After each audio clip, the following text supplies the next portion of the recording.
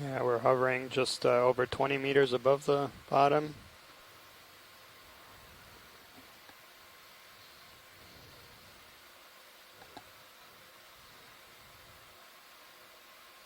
And again, we're going to be landing just on the southern side of this narrow rift zone ridge that is north of Maro Reef up in the northwestern Hawaiian Islands. I can already see a few sparse corals here. From a distance, they look like Metallogorgia or Chrysogorgia, but not very many. And there are a few things definitely on the bottom.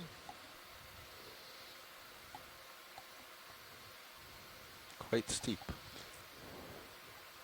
One of the questions I have, acidity, that's that long stalk you see. And that other sort of plume-like coral I think is most likely Metallogorgia, but I'm not really sure. You can see if you look very carefully, sort of a little wiry stalk behind it that's holding it up and attaching it to the rock. Sure. For ID. We got a fish.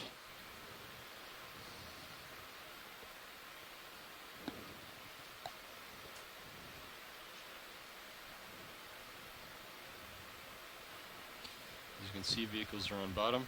We'll keep our bail up plane of due south. And nice job today.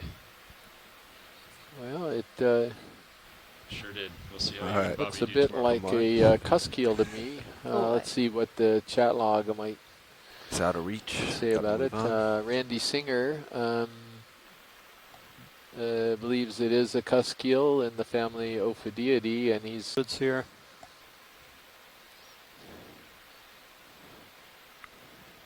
So this is a somewhat similar depth that we were diving yesterday, maybe just slightly deeper. So I wonder if it's going to be another Chrysogorgia area primarily. Yeah, yesterday we had nice diversity, but the assemblage was mostly dominated by Chrysogorgids and these glass sponges in the genus Walteria. We just went over probably a Victorogorgia. And there's a little Caliphacus sponge, the little sponge on the stick there. All right, Nav, I think we can start working towards the ship move. Copy that.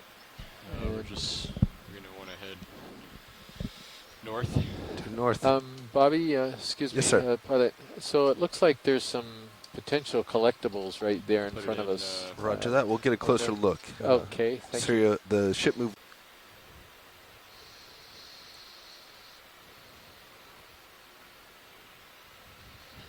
There's one of your lyrate Isodellas. Yeah, I've seen some of those today. This cruise, I mean.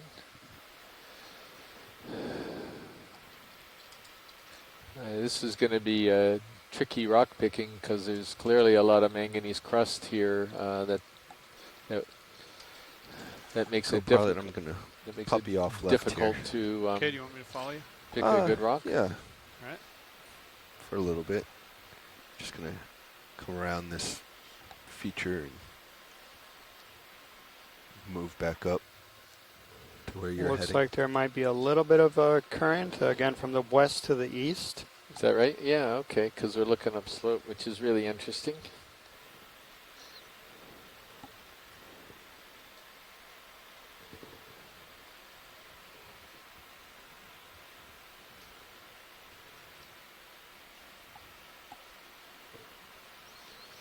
We just passed the Persingid asteroid or sea star. There's the Ritogorgia magnispiralis, Yeah, the I've really seen a lot pretty of one. manganese coating. Yeah, I would agree, pilot. And boy, this is heavily manganese coated here.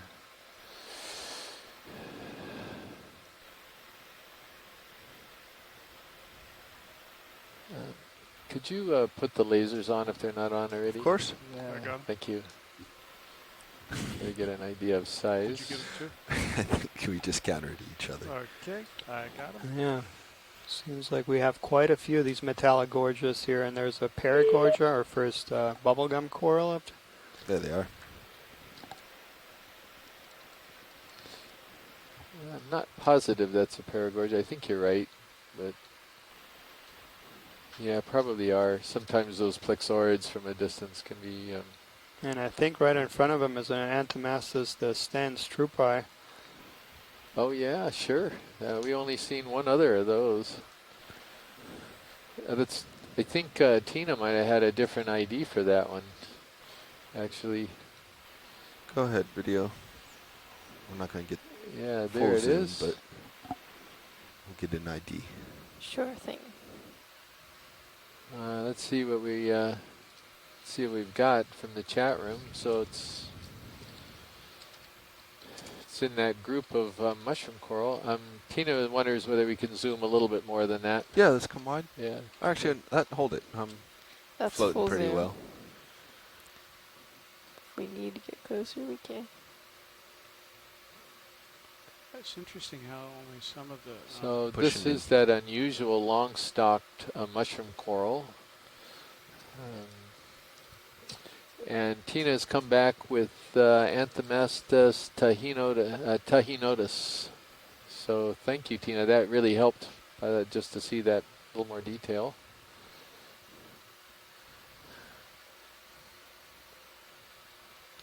It's got half of, or most of his polyps retracted and only a few of them open. And Is that good, Watchline? Yes, it is. Thank Okay. you. Appreciate it. There's a lot of corals here, Yeah. but we could probably set up if we needed And to. Tina says, Coming suggesting back here that Stan Strupi is not in the reported from Hawaii. direction. They A are little more angular.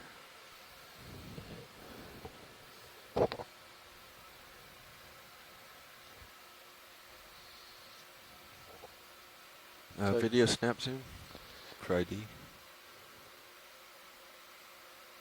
Um,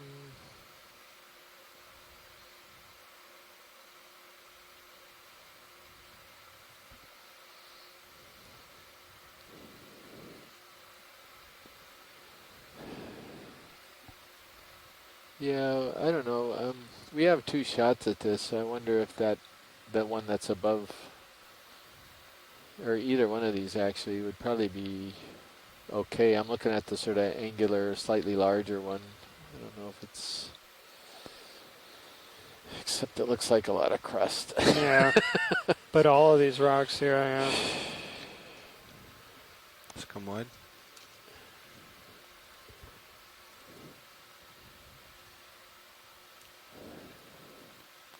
And looks like all those corals we saw.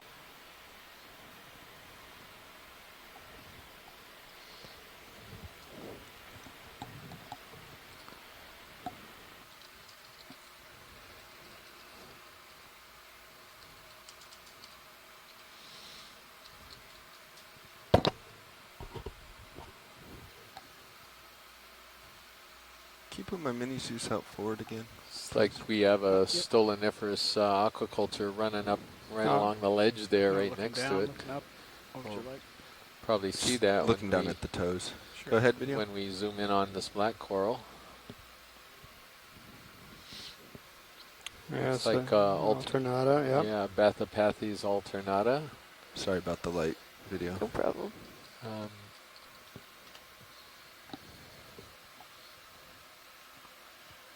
Anything in particular, watch lead? Base could or- you zoom a little bit to the right? Yeah. Yeah, that's really weird, that little white thing. But to the right, there's a string of polyps that are going down the rock. After we're done with this. Yeah, roger that. On the left there, is that a tiny Antipatherian? It was Let's a come partial. transparent white, So I can find myself. looked Yeah. like Antipatherian skeleton. Looked like Ah, spines that's- that had a very small brittle star wrapped around it. Well, these look like really weird sponges, Scott. That's what strikes me, but I don't know what they are. They're pretty strange. It's gonna, Let's go in here. yeah, like this one here. Yeah, the one in the front definitely looks more like a sponge, and I see now the Yeah, that looks like back the bit. Walteria at the yeah, bottom part. So we may be looking at a really, really young Walteria leucardi, because I see the round holes. It's very silicified full? already. The framework, Yes, it is. It's pretty tiny. I think. if that's a word, silicified. But you can see the round holes already. Come Wow, back, that's please. the smallest Walteria I've ever seen. pretty interesting. And unbranched bamboo coral, lepidices. Yeah. Probably another Paragorgia there in the background. It looks like it. And beautiful view of all these metallic Yeah. Once I get gorgia. set up, I'm going to need you, co-pilot. So Okay. we're, yes, No. if you, is this yep, going to if be you different? Are we going to have a Metallagorgia dominated community today? We haven't had that Say what? before. would. Yeah. Now, please. Okay. And we're seeing Going for the different coral? tweaking We're of the going for all of community them. We'll members. start with the sponge, then we'll head right to the line of coral. Roger, It's in thank there you. Somewhere. Interesting. We often Video, we have please. come across several times areas that have lots of Metallagorgia colonies, and once again gets back to this idea of potential local recruitment. After one or two colonies make it there, then their offspring settle fairly nearby. Yeah,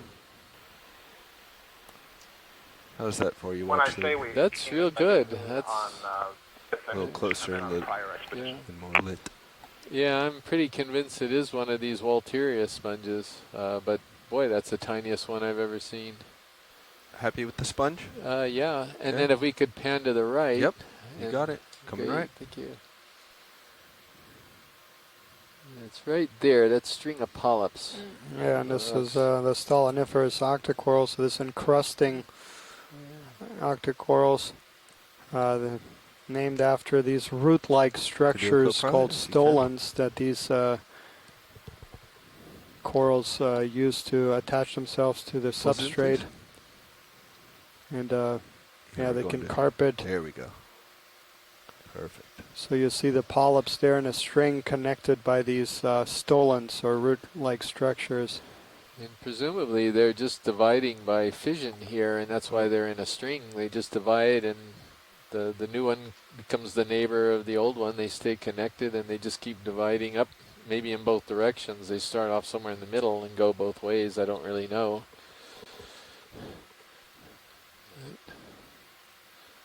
There's a little gap in the string. Almost looks like it should have been continuous, so maybe something disturbed it. It's pretty cool because these are so small often, and they're really hard to identify. It's kind of cool to see no, a it's all right. close-up. I've lost my Yeah. footing, so I'm Yeah, just they're gonna often float in now. overlooked because you really got to Yeah. zoom in on the substrate. Yeah, it's a great shot. Another thing that's instructive about seeing this is that, you know, all the octocoral colonies they're seeing essentially grow the same way, where one polyp will bud off, produce tissue, and another polyp will arise. It's just that the colonies, the upright spans, and the widths are three-dimensional, but they're essentially all doing this, what's called asexual reproduction. Good point. I think we have a polychaete worm sitting right here on the rock that... Yeah, I think that's what it is. Being very still. Co-pilot. Yeah, great.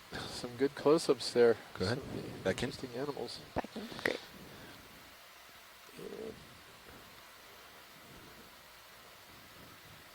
And Tina just made a good point here about that stoloniferous octocoral we were just imaging, that these are very difficult to collect, of course, because they encrust on the substrate, and as a result we don't know much about a lot of these deep-sea stoloniferous octocorals. Now, that is one lazy worm. Most of the ones we've been seeing today are up in the water column swimming, and this guy's still asleep or something. All right, I let's mean, tilt that's a up joke along. because we don't know if the worms sleep or not. Sure thing. But Now that I'm more stable. Do a nice slow tilt. yeah. Yeah, we're going back up this string Seems to be about of these slow. stoloniferans is what they're called.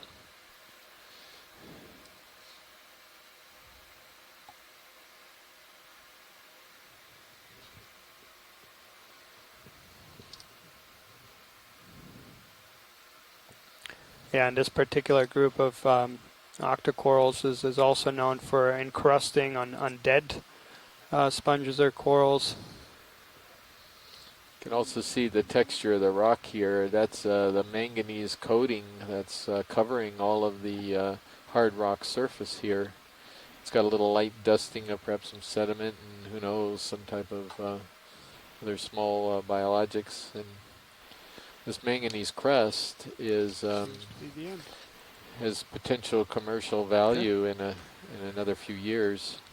Then that we may be starting to see the sunrise of the deep sea mining industry, Watch if you cameras will. back. Sure.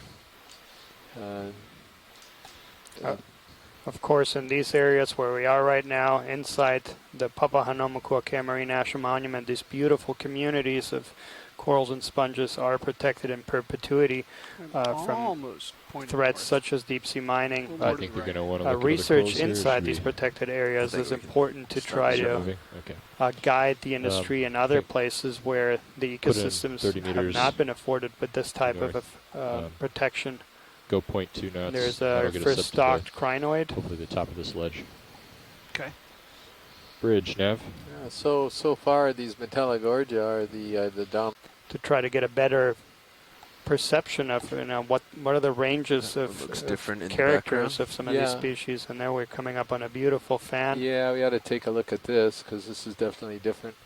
I also noticed in the chat room that Jonathan Tree has joined us from the University of Hawaii Department of Geology and Geophysics. Welcome, Jonathan. Can you tell us a little bit about what we're looking at in this substrate, at least your initial impression? Or you want to wait a bit until we get a little further up? Or I'm surprised at the heavy manganese coating again, but I think you were right when you were just saying this looked like kind of like a landslide block. And I'm trying to look at the Sirius cam and see from an overhead view if I can see if it actually is connected to anything, but it looks like there's nothing in the background. So yeah, I think this is like a little landslide block that had slumped off of the outcrop to the left. Where are we actually? Are we still ascending the ridge, or are we on the ridge now? we're just below the ridge crest, so we've been slowly documenting animals after touchdown, and we haven't reached the crest yet. Just we always kind of like to get a bunch of close-ups right off the bat, just sampling the biota that we're seeing down here. So we're at a depth of 1,727 meters right now, and I think the ridge crest is going to be at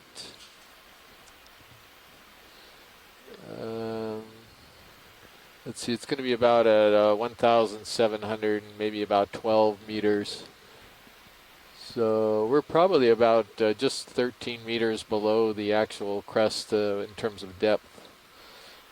And yeah, we're imaging this beautiful fan-shaped bamboo coral, and Scott France from the University of Louisiana has provided possible identification, possibly in the genera either Keratoisis or Ecnomyces.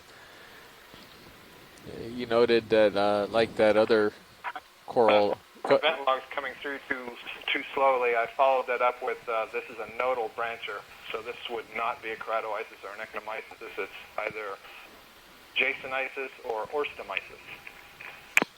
Okay, if you could tilt up just a bit. Thank you, Scott. Tilting up. And that's why noting how they branch is so crucial for their identification.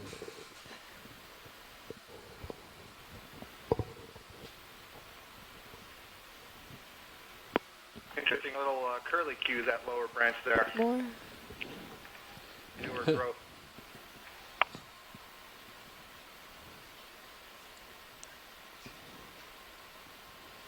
Yeah, that's a pretty image. Just Beautiful, running right yeah. up through the branches.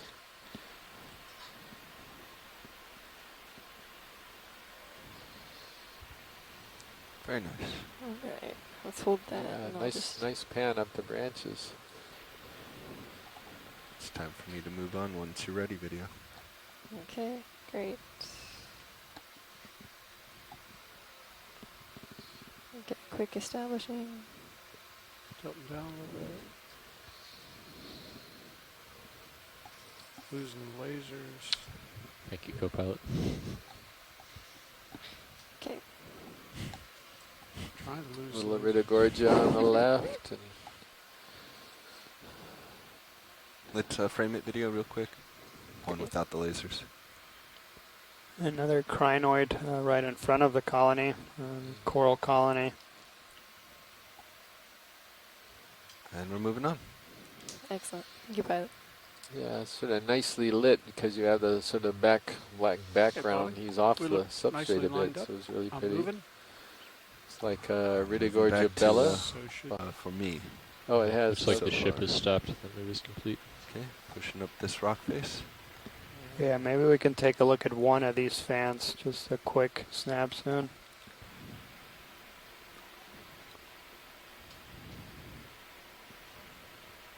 Video, let's snap here.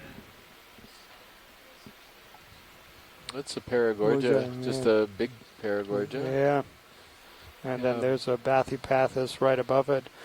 But Oh, yeah, it's we all hadn't partial. seen that Paragorgias of that size and so far. Yeah, so Paragorgia are also known as bubblegum coral. They have these sort of ball of polyps right on the ends of the branches that it gave it its name. And in amongst the branches, you can see Wide, these, please. we think are brittle stars or unbranched basket Could I stars. encourage you to move along? You can. It looks like he's oriented Oh, almost straight down, and the Metallogorgias also look like they're oriented somewhat straight Still down. pretty So I steep wonder here, if but we the should be getting to the top of this feature. current is coming from over Soon. the crest of the Yeah. slope and down. And look at the size of that Paragorgia. That is Yeah, enormous. That's a big one. Yeah, there is a species Paragorgia arborea with colonies that have been reported to be as large as 6 meters. Yeah, absolutely Yeah, that's beautiful. a beautiful colony, and right next to a beautiful, probably that Jasonisis or Stomysis. And Yeah, what- and then one of these sort of leggy. yeah, maybe we could take a Those- look at that darker colony. The smaller one underneath Yes. the leggy one. Is that what you're referring to? Yeah, Yeah. it looks like a Paragorgia, but very dark. I think you're going to get one of your animals here, Daniel. It wouldn't surprise me if it's a black coral, but maybe not. Yeah, I think it's a Paragorgia, but just very different coloration than what we've seen before. Video, let's Well, go it could be a here. plexaurid too. Oh. Yeah. Hold there. Well, what is that? All right, continue, please.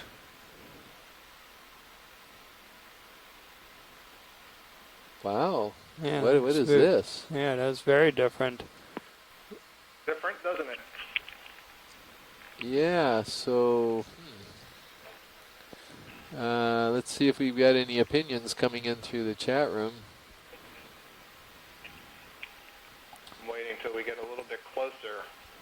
At one point, it's probably a plexaurid of some kind.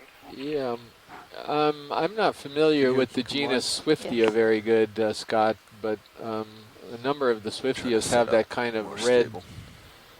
sort of base. That's all I really know. But I don't Right, so Swiftia was one of I'm going to borrow this rock. first coming in. Right. Being Swiftia that had polyps that are different color from the main axis, and also Swiftia usually has branches that are all pretty much the same diameter in all parts of the colony, and this one clearly had a much thicker axis. And I also can't recall right now if I've seen ophiuroid associates, brittle star associates on Swiftia. So this is an interesting one, whatever it is. Well, I'm not sure I've seen it in Hawaii before, actually, from my experience just with the Hawaii Undersea Research Laboratory submersible dives that we've done. Yeah, the coloration is very, very unique. I'm just sort of Alright, wondering no whether problem. we may be looking at our first collectible. Do we have any opinions here? What does Tina say? Is she commenting on this coral, or Amy maybe? Yeah, not yet. Yeah. Amy, if you're by a phone, you want to give us a quick call and weigh in on this thing, or via the chat?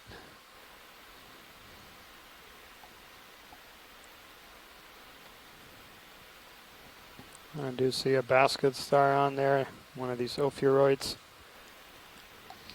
Let's see. Oh, So Amy's going Paragorgia. That's interesting. yeah, I was going that way too until we zoomed, but All right, let's look around. Tilting up. I see that on some of these small branches, it almost looks like the polyps are alternating on one side versus the other. And if I recall, that may be a Swiftia-like characteristic. I still don't think this is Swiftia, but Swiftia is a type of Plexaurus. Okay, let's hold there for Right. a moment.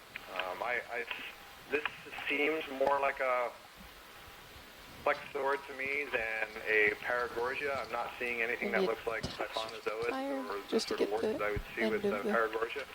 But top. Perfect. Amy has definitely seen more Paragorgia than I have. I guess the thing that gets me is a lot of the tentacles on Paragorgia are typically transparent. It gives almost a mucousy look to it. These are definitely pigmented, and they're pigmented yellow against the red branches. So Amy thinks she's pretty sure Let's go this ahead is and a go down again. Paragorgia.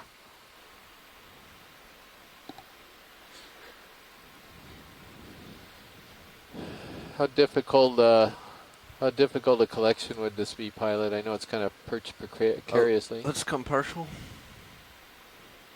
We could probably take a section of that leftmost branch without too much trouble. And the perch should be okay. There's a fish. way Carl is out just there. settling in his co-pilot.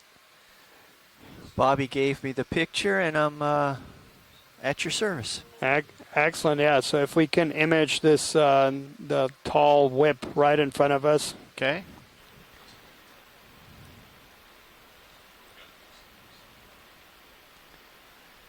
Video, we're good to zoom from right here. Yeah, so this is a very unusual bamboo coral. As Scott France from University of Bring Louisiana my head left. pointed out, this could be an unbranched or typically unbranched form that just has formed some branches, or it could be an unusual lyrate form that is kind of misshaped. So yeah, we'll try to get a good view here at this branching point. Good for macro.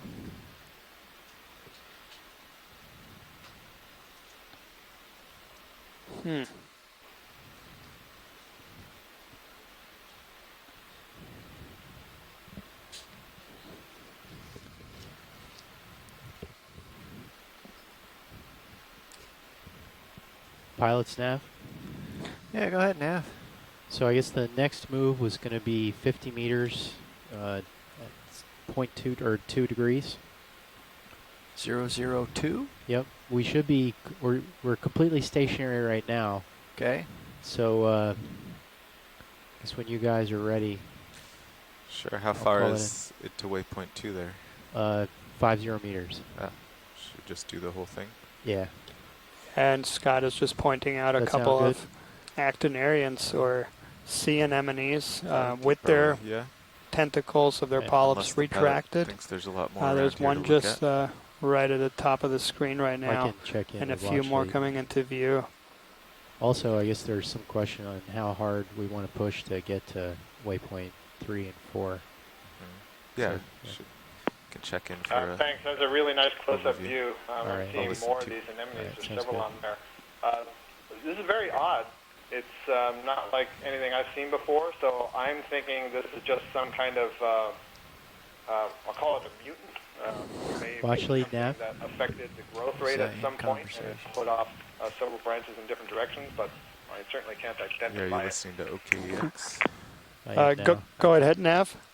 Hi, watch lead. So right now we're completely stationary, Uh-huh. and waypoint 2 is about 50 meters away. So I'll just stand by until you guys let me know that we want to start heading there. Roger that. Yeah, there's a couple more coral colonies behind this that we'll try to image, and yeah, Let's see then your we can left skid there. move Not sure over how to close it waypoint is 2. to that Copy that, watch lead. big guy. Okay. Just hold a quick establishment. Yeah, so Dave, there was a colony behind this whip, Okay. Is the center of the screen right now. right in the center of the screen, lower or upper in the distance? So it's from the colony that we just imaged about like a meter to the right, kind of same height. Kind of Blends dead in center of really the well screen with the rock. almost. Oh, let's zoom. If it's dead center of the screen, I'm not seeing it. There Oh, you go. it's tiny. Yeah. Oh, out there in the crack, just Yeah. like you said it was. Okay. Coming left and clear to zoom. Nav, co-pilot. So we are Go looking ahead, at co-pilot. a black So coral I was there. just thinking about when to move, and so he's directly below me. Okay. It'd take him if he even if he doesn't find anything to image or sample, it'll take him a few minutes just to get out in front. Okay. It'll also take, since we're only at 1,700 meters, With it'll a just be few minutes gooseneck Delay. to get the ship barnacles on Okay. it. So really, we could wait until he's Already proceeded. To already out front a bit, and then there's no danger of we start a ship move. He finds a coral to sample, ends up backwards. Okay. Sounds good. Yeah, and this is a very common association that you have of barnacles with black corals. In some cases, this association is fairly intimate in that the barnacles will attach to the skeleton and the tissue of the black coral will actually grow over the barnacles. Excellent. Thank you, pilot. Okay, let's come. Yeah, like that. Thank you, Tara. No problem. Yeah. All right, we have just a plethora. But I think we're ready to move on. So yeah, Nav, we can Okay. call in that move. Yeah, and it is the one species of that genus that is reported here from Almost Hawaiian north, waters. yeah. And as we come across another one of these magnificent colonies of bubblegum coral. On this dive, it's the biggest Bridge, ones Nav. of these genus that we've seen. We have seen paragorgias on several dives before, but these were Bridge, mostly can I have small. a 50 meter move? And Bearing yeah, 001. Speed 0.2 knots. So for you folks, if you didn't copy that, we just called in a That's ship right, Bridge. move. Thank you. We'll try to make move the ship for about 50 meters. We are just on the flank of this rift drone ridge, about 50 meters from the crest.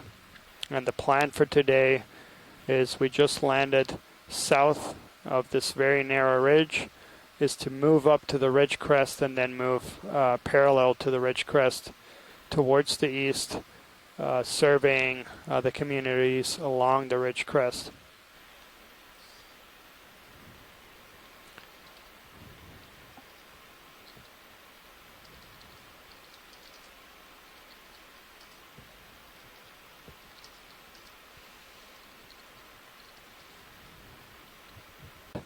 Echinoderms or feather stars on them. Also, a lot of times you see ophiuroids or brittle stars on them.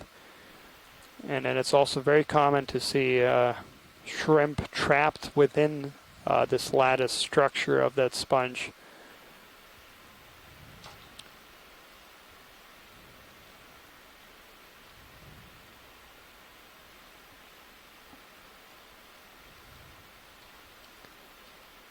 So yeah, and for those folks who joined us on yesterday's dive, these sponges right here were by far the most dominant sponges on the dive.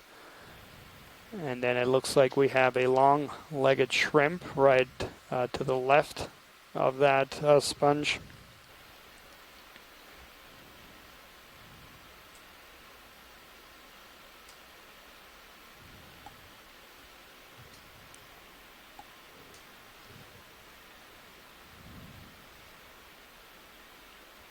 Video, we're good for a zoom here.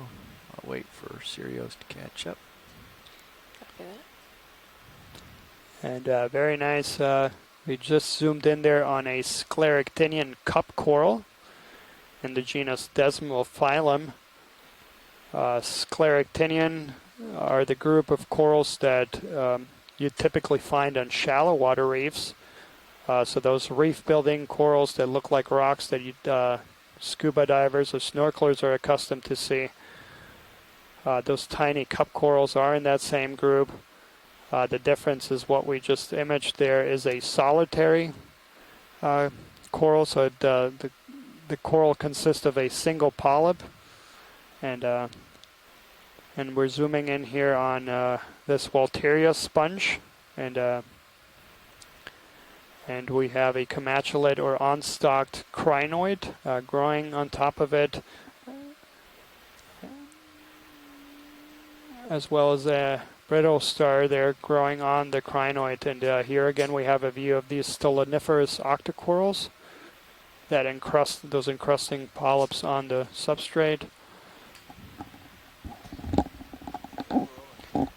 So we do see a nice diversity of different groups on this dive. And come wide, please. Thank you. That's fine.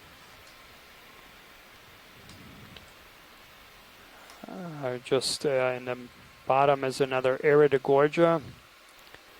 The coral in view right now is a Metallogorgia, and from what we've seen on this dive today, that appears to be the dominant species. The coral in view right now is a Metallogorgia, and from what we've seen on this dive today, that appears to be the dominant species in this community here. Very interesting, because yesterday's dive we were diving in somewhat similar depths but different orientation of the ridge. And yesterday we had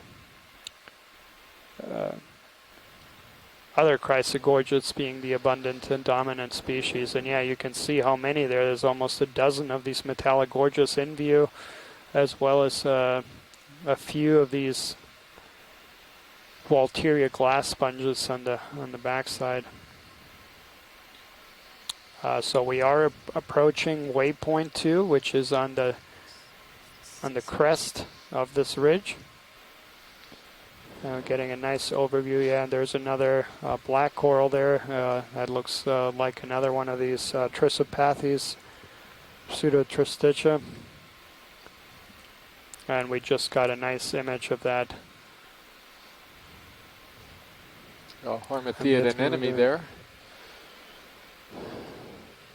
And those are commonly known as the Venus flytrap anemones, and you can see right there why. That shape is very similar to a Venus flytrap. And yeah, they feed very similar to a Venus flytrap in that they wait for something to swim in that narrow space and then close up. Watch lead nav. Roger, Nav, go ahead. So I just wanted to confirm, so we're approaching waypoint 2, but I assume we want to continue on until we hit the crest before heading west or before heading east? That's correct, Nav. Okay. Thank you.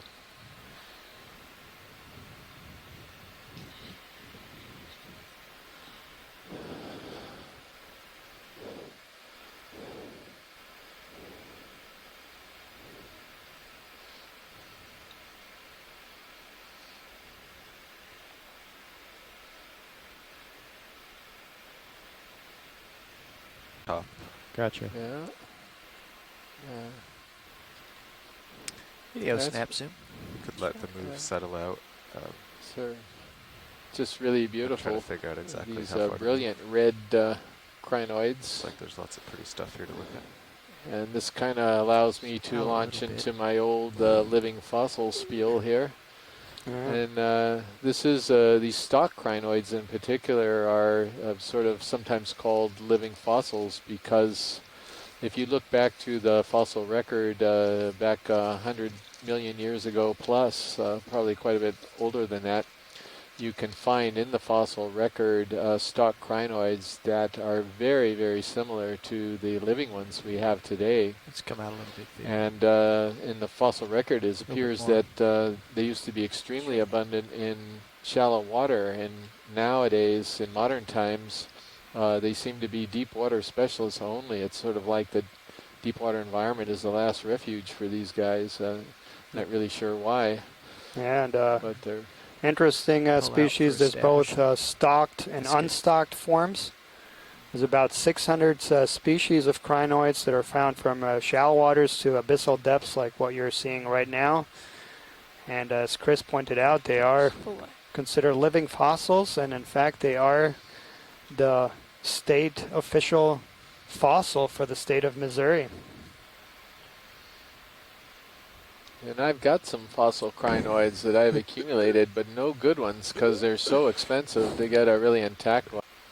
Yeah, we're going to be moving in like the 11 o'clock direction here, Scott, and that will be towards the east. Whatever you want, Tara. Well, if we have time, Yeah, we have time. We have a moment here. Here's another one of these crinoids, a different group. This is an unstocked. We had imaged that red one that was stocked.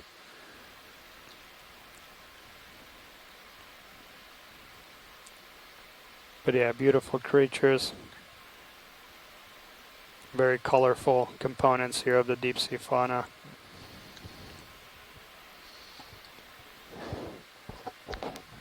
Those of you just joining us, we are broadcasting a live feed from the remotely operated vehicle Deep Discoverer. That's off of the ship Okeanos Explorer. And this is part of NOAA's Office of Ocean Exploration and Research. We are currently on a ridge feature that's north of Maro Reef and Papahanaumokuakea Marine National Monument in the northwestern Hawaiian Islands. We are at a depth of 1,681 meters below the surface, and we've just come up the side of this ridge and are on the ridge crest and getting some close-ups here, and then we'll be proceeding up toward the east along the ridge crest and seeing what happens to the coral and sponge community along the top of the ridge. a bit more up if you have it. Coming up. You can get the top. And so we are on board, both Chris Kelly and myself, Daniel Wagner, here aboard the Okeanos Explorer, one of the premier research vessels by the federal government, and it's the only ship in the NOAA fleet that is dedicated to ocean exploration, so going to these places where we haven't been before, and imaging and surveying for the first time, and thanks to this wonderful telepresence capability, we can share these images with everyone over the internet in real time. Oh, you know what? I didn't see the crab. Let's just go back and get the crab real quick. Okay. Come back in. Just, that's good right there. A little Pycnogonid. Hey guys, so I think I might have a geological explanation starting to work up for the origin of this ridge. So if you guys are ready and willing, I think I've got an idea I can share with you guys. Sure, let me correct my ID. That's not a sea spider. That's a squat lobster. Yeah, squat lobster. But I wanted to correct that before you started in, Jonathan. So Jonathan, please go ahead and talk about this ridge. Just come out enough to get the top. So this ridge is a little bit different than all of the other ridges that we've been diving on in that it is not in the same orientation as the supposed rift zone from this volcano. It's actually oriented almost perpendicular to what I would say the rift zone of the volcano actually is. And so that begs the question, why is there a ridge here? And even more, why are there three ridges in parallel right now? Yeah, and as we were flying over, you could see how narrow this ridge is. You could look over on both sides. I'm going to try to get a close-up of these white corals. That's the first time we've seen them today. Possibly a scleractinian or a stylasterid. Well, I'm going completely different. I think it's Corallium Kishinoye. Really? But yeah, we'll take a look when we zoom in. Coming right. Yeah. Well done.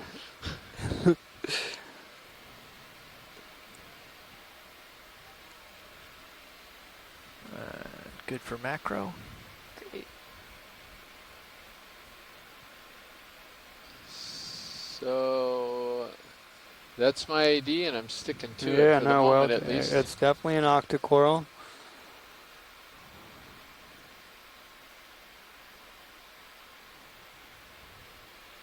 Okay. It's full zoom. And Amy Bacco Taylor also chimes in. She thinks it's Corallium Kishinoye as well. And she should know because she's not only one of the premier corallium experts in the world, but she's actually collected the species back in 2003 and knows it very, very well. Okay. So that's good. No problem. Yeah, there's quite a few of these colonies on that rock. in the background. Yeah, thank you for that instantaneous So, yeah. stop there. Yeah. Just spotted him when he turned around. We just spotted.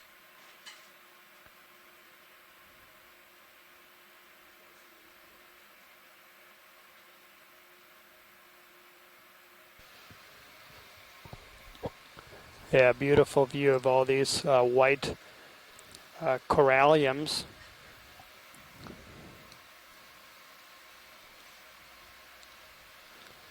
And actually, Dave, there is a reddish colony to our right. If we can get a Looking.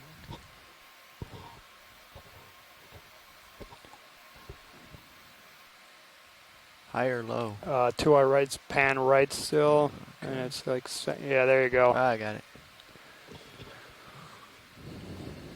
And just ahead of us is one of these glass sponges. We're very dominant on yesterday's dive.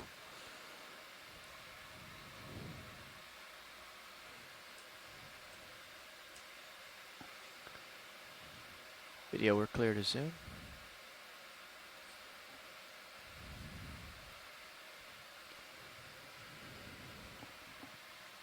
Video.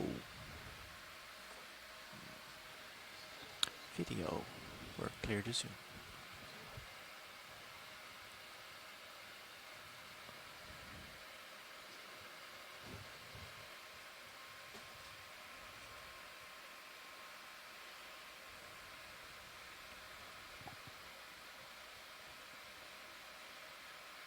Some distance out. Let me. So yeah, this is a black coral. First one of this kind we've seen today.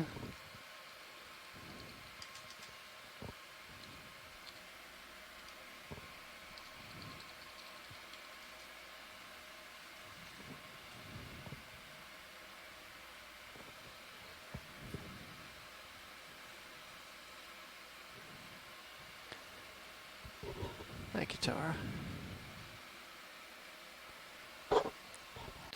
Quick zoom here, video. I just went for this white object because I couldn't quite make out what it was. It's an old stalk. Yeah. Okay.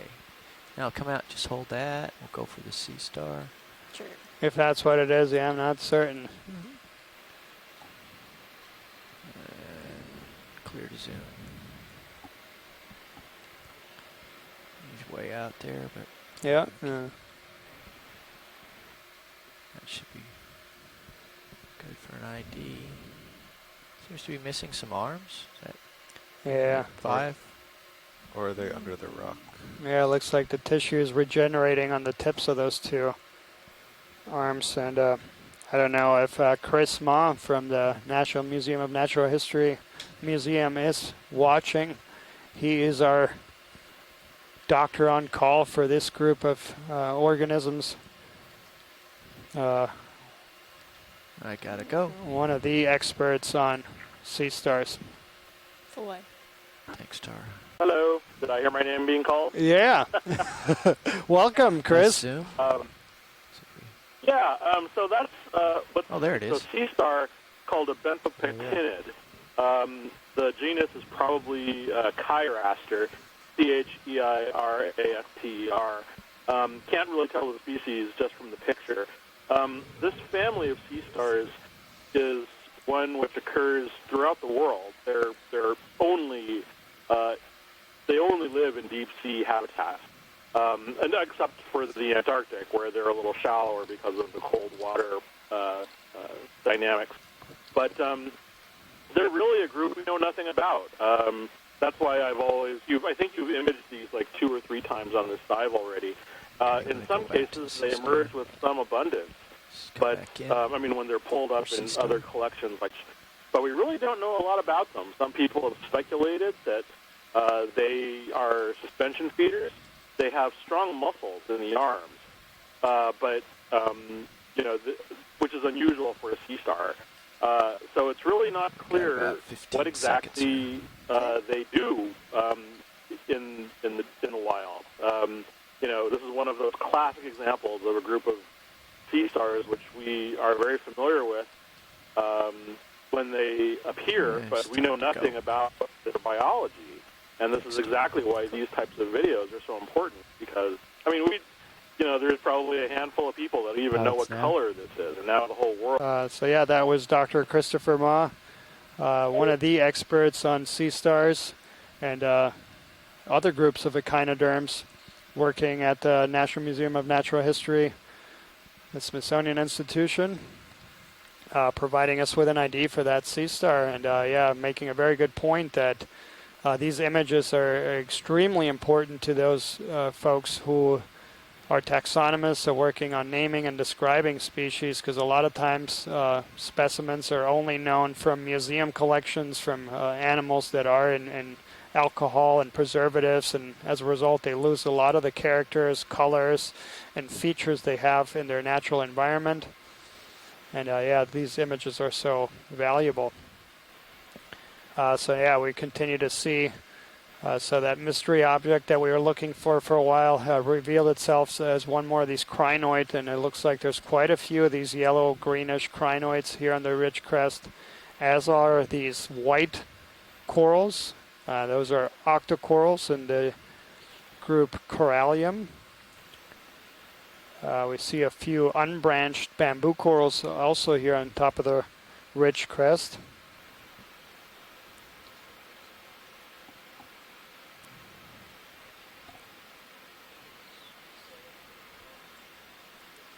In the background are a few chrysogorgids.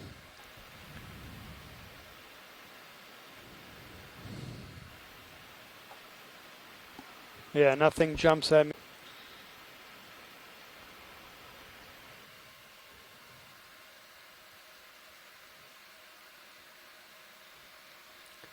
Yeah, we haven't gotten a good close-up of these unbranched Clear to zoom video. bamboo corals. Coming right.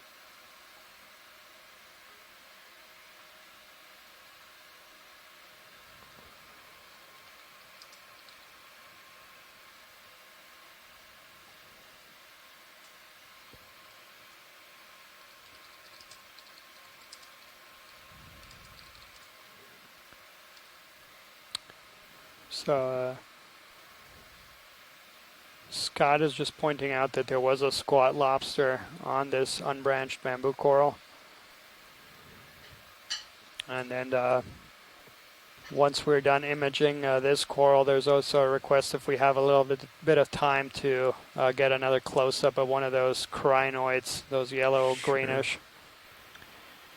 Do you have time? I'm That gonna. was a really nice close-up. I'm still looking at it on my delay, and the sclerites, the needle-like sclerites between the tentacles are very long, so that will be informative. Thank you. Great. Okay, come out slow. Yes. That's good. And And again, if you for haven't, the whole end. yeah, we can see the top of the one. Okay, there it is. Great, thank you. Great. Okay, just hold that. I'm gonna. Yeah, so we just have a little bit more time here. We're waiting for our companion vehicle Sirius to catch up. So we'll get you some close-up images here. Oh, here's a better one. Yeah, we've got 3 of them in view right now. So these are, again, Zoom in. crinoids. Right Come next in. to these Corallium. Then these are different than the Glyptomeptra. I was noticing one down slope a little ways ago. I'm not really sure what this species is. We'll leave it as comatulate.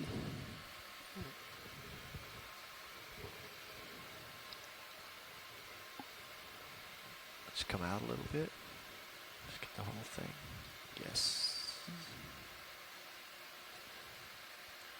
Beautiful image there.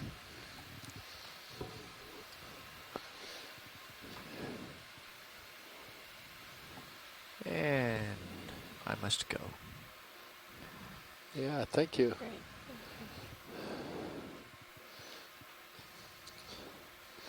Bridge, Nav. that would help to understand the origin of this particular feature Bridge, that could I we're have on a right now. 30 meter move? Bearing 130. Speed Hey, Chris, so I just wrote 0.2 something in the knots. event log. I came up with an idea just a little bit ago that would actually be stronger evidence if we found it to support That's whether or right. not this ridge is an Thank you. erosive feature or constructional, which would be the orientation of any kind of dikes. So if we found any in-place dikes and they were trending more or less north-south, perpendicular to our direct travel, it would indicate that the rift zone construction took place from north to south, and the lavas would be dipping towards us. And contrary to that, if they were actually trending along our direction of travel east-west, we would then have to say that this actually is a rift zone ridge, just like what we've observed, because when rift zones form, the dikes trend parallel to the rift zone axis. So also need to keep an eye out for any potential exposed dikes and see if we can try to determine which way they're oriented. Sure, definitely we'll be looking out for that. And by dike, for the general public, he's referring to actually the lava that was in the lava tubes that was coming up and erupting onto the surface. So you can Department of Geology and Geophysics. And so it's a very well-known and respected department, a part of the University of Hawaii system for these island and seamount volcanics. And there's a whole group of researchers there that are working on volcanic origins of the islands. Michael Garcia is another one in geology and geophysics, and Dr. John Smith, who's part of the Hawaii Undersea Research Laboratory. So we're imaging another one of these metallogorgias, getting some close-ups of the polyps and a little brittle star that lives with them. Commensally, I was going to say that Tina Molitsova had seen one of the possibly Rodana on that slope. I thought I saw one as well as we saw the big Iridogorgia magnospiralis, which we've seen on many of the other dives. Pretty spectacular corals. I'll just get a slightly wider shot. Chrysogorgias are always quite interesting because they, in this group, they always have what seems like an oversized polyp for the diameter of the branches. You sort of wonder,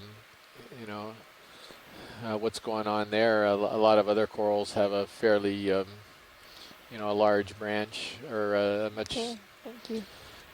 much smaller polyp relative to the branch. I should say. I guess that's the right way to word it. Outcrop. Most looks like, at least at some periods of time, the water is coming up the wall, up along the side. These are types of corals that cannot change their direction once they commit. They seem to stay. The corallium in general seem to stay in more or less one direction. They have occasionally some little growth. They can adjust a bit with their growth morphology, colony morphology, but these are hard corals, and so they're not flexible like other corals where they can bend into the current. And letting vehicles get caught up and taking a look at the fauna that's growing right along the ridge crest, and that's a pretty nice shot. Just looking up toward the ridge crest. And actually, this isn't a bad little community here, right below the crest.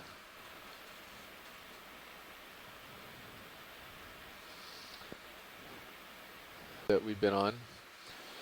So what it's doing seems to be pretty successful, since it seems to get around quite a bit and seem to be able to grow and thrive at a variety of different habitats.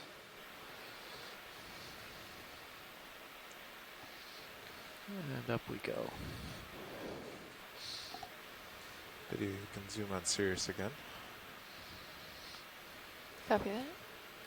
Those of you who are just joining us, we'll periodically give this little message to update people that are coming in and out of the the Undersea Cave Theater at the Maui Ocean Center. Greetings to those of you who are watching this video that we're broadcasting live this morning from the ship Okeanos Explorer. I'd also like to say hello to the visitors at the Aquarium of the Pacific in Long Beach, California, and those of you who might be watching this broadcast from home and enjoying your Sundays at home. Little message to update people that are coming in and out of the Undersea Cave Theater at the Maui Ocean Center. Greetings to those of you who are watching this video that we're broadcasting live this morning from the ship Okeanos Explorer. I'd also like to say hello to the visitors at the Aquarium of the Pacific in Long Beach, California, and those of you who might be watching this broadcast from home and enjoying your Sundays at home. Welcome. We are now in the Papahanaumokuakea Marine National Monument in the northwestern Hawaiian Islands. We're on a ridge that is just off the northwest side of Maro Reef, one of the spectacular atolls that's within the monument boundaries. And we're trying to figure out what's going on with this ridge, and also take a look and see if it's a place where we can find high densities of corals and sponges. So, yeah, it looks like 070 for a while. So 070. So 40 the meter? view you're seeing right now is right along the ridge crest that we're surveying right along. And so the ridge is extending sort of east-west and goes for a number of miles. And we're certainly not going to be able to cover the whole ridge crest. We're just sort of subsampling it here and seeing what we can see. This place has never been dove on before. This is the first time that human beings have ever seen this site, and you are seeing it live with us. 50 meter move. If you're watching this broadcast. 070. So this is truly exploration. Speed. We have a number of hypotheses about these communities and about where to find them, and we use these hypotheses to help us select dive sites. And then we go down on these sites and see if we're correct or not. And of course, we're never 100% correct, and that's the fun part of science, because you're surprised by what you see. So enjoy exploring with us today. We are particularly interested in coral and sponge communities. One of the differences you see in deep water is the fact that on these harder type of substrates, which is what we're looking at, these rockier substrates, you don't get lots of fish. For whatever reason, the fish prefer a more softer type of sediment substrates in deep water, whereas up on the coral reefs that some of you, again, at the Maui Ocean Center might have been home. Welcome. We are now in the Papahanaumokuakea Marine National Monument in the northwestern Hawaiian Islands. We're on a ridge that is just off the northwest side of Maro Reef, one of the spectacular atolls that's within the monument boundaries. And we're trying to figure out what's going on with this ridge, and also take a look and see if it's a place where we can find high densities of corals and sponges. Is the fact that on these harder type of substrates, which is what we're looking at, these rockier substrates, you don't get lots of fish. For whatever reason, the fish prefer a more softer type of sediment substrates in deep water, whereas up on the coral reefs that some of you, again, at the Maui Ocean Center might have been snorkeling on. Yeah. Jonathan, do any of these rocks look suitable for you? There are quite a few loose ones over here.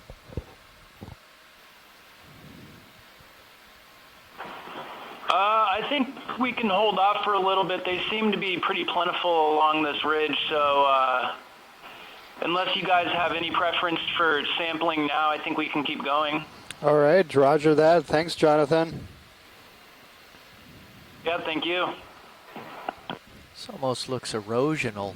These channels between the It does, yeah. boulders. Yeah. Very interesting. Big boulders, some sediment-filled channels. Is this a Made tube some over here? a lot of three-dimensionality to the terrain right here.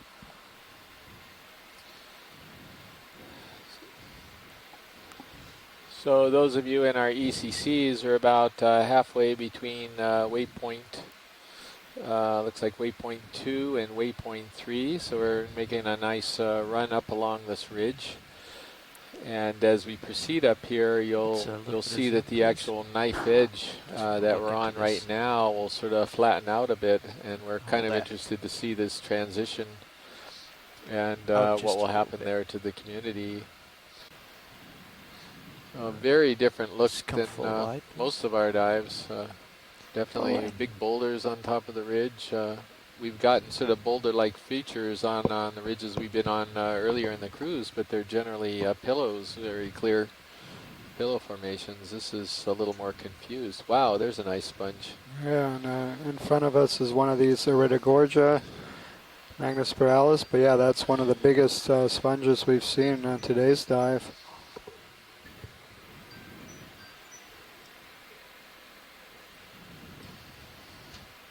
So this is in the group Pheronematidae.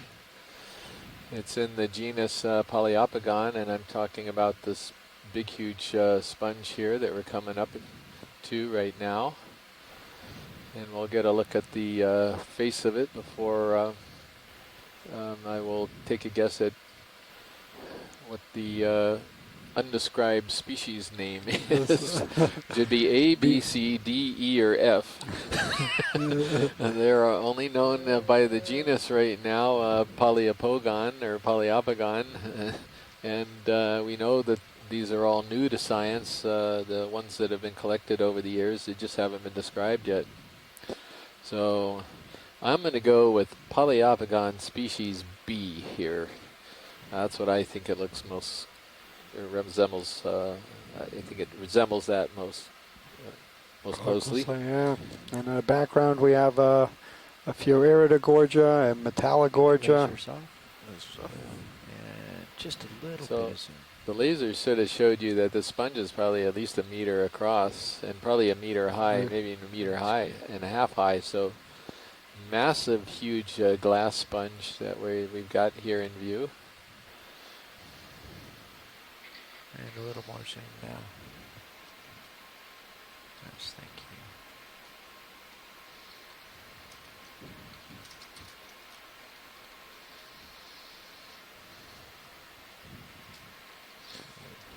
My co-pilot is enlightening us.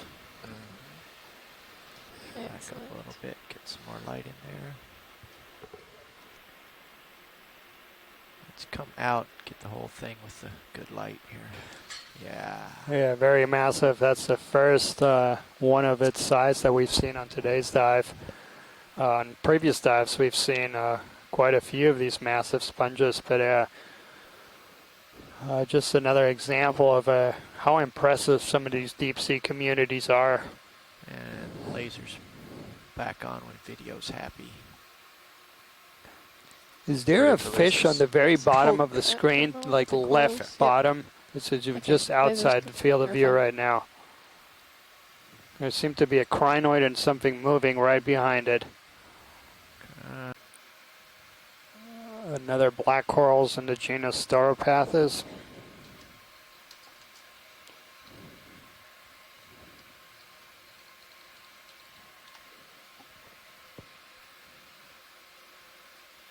Just letting the autopilot stabilize here. Excellent, and right next to it is one of these Metallogorgia, so that was the coral that we saw being dominant on the flanks of this ridge.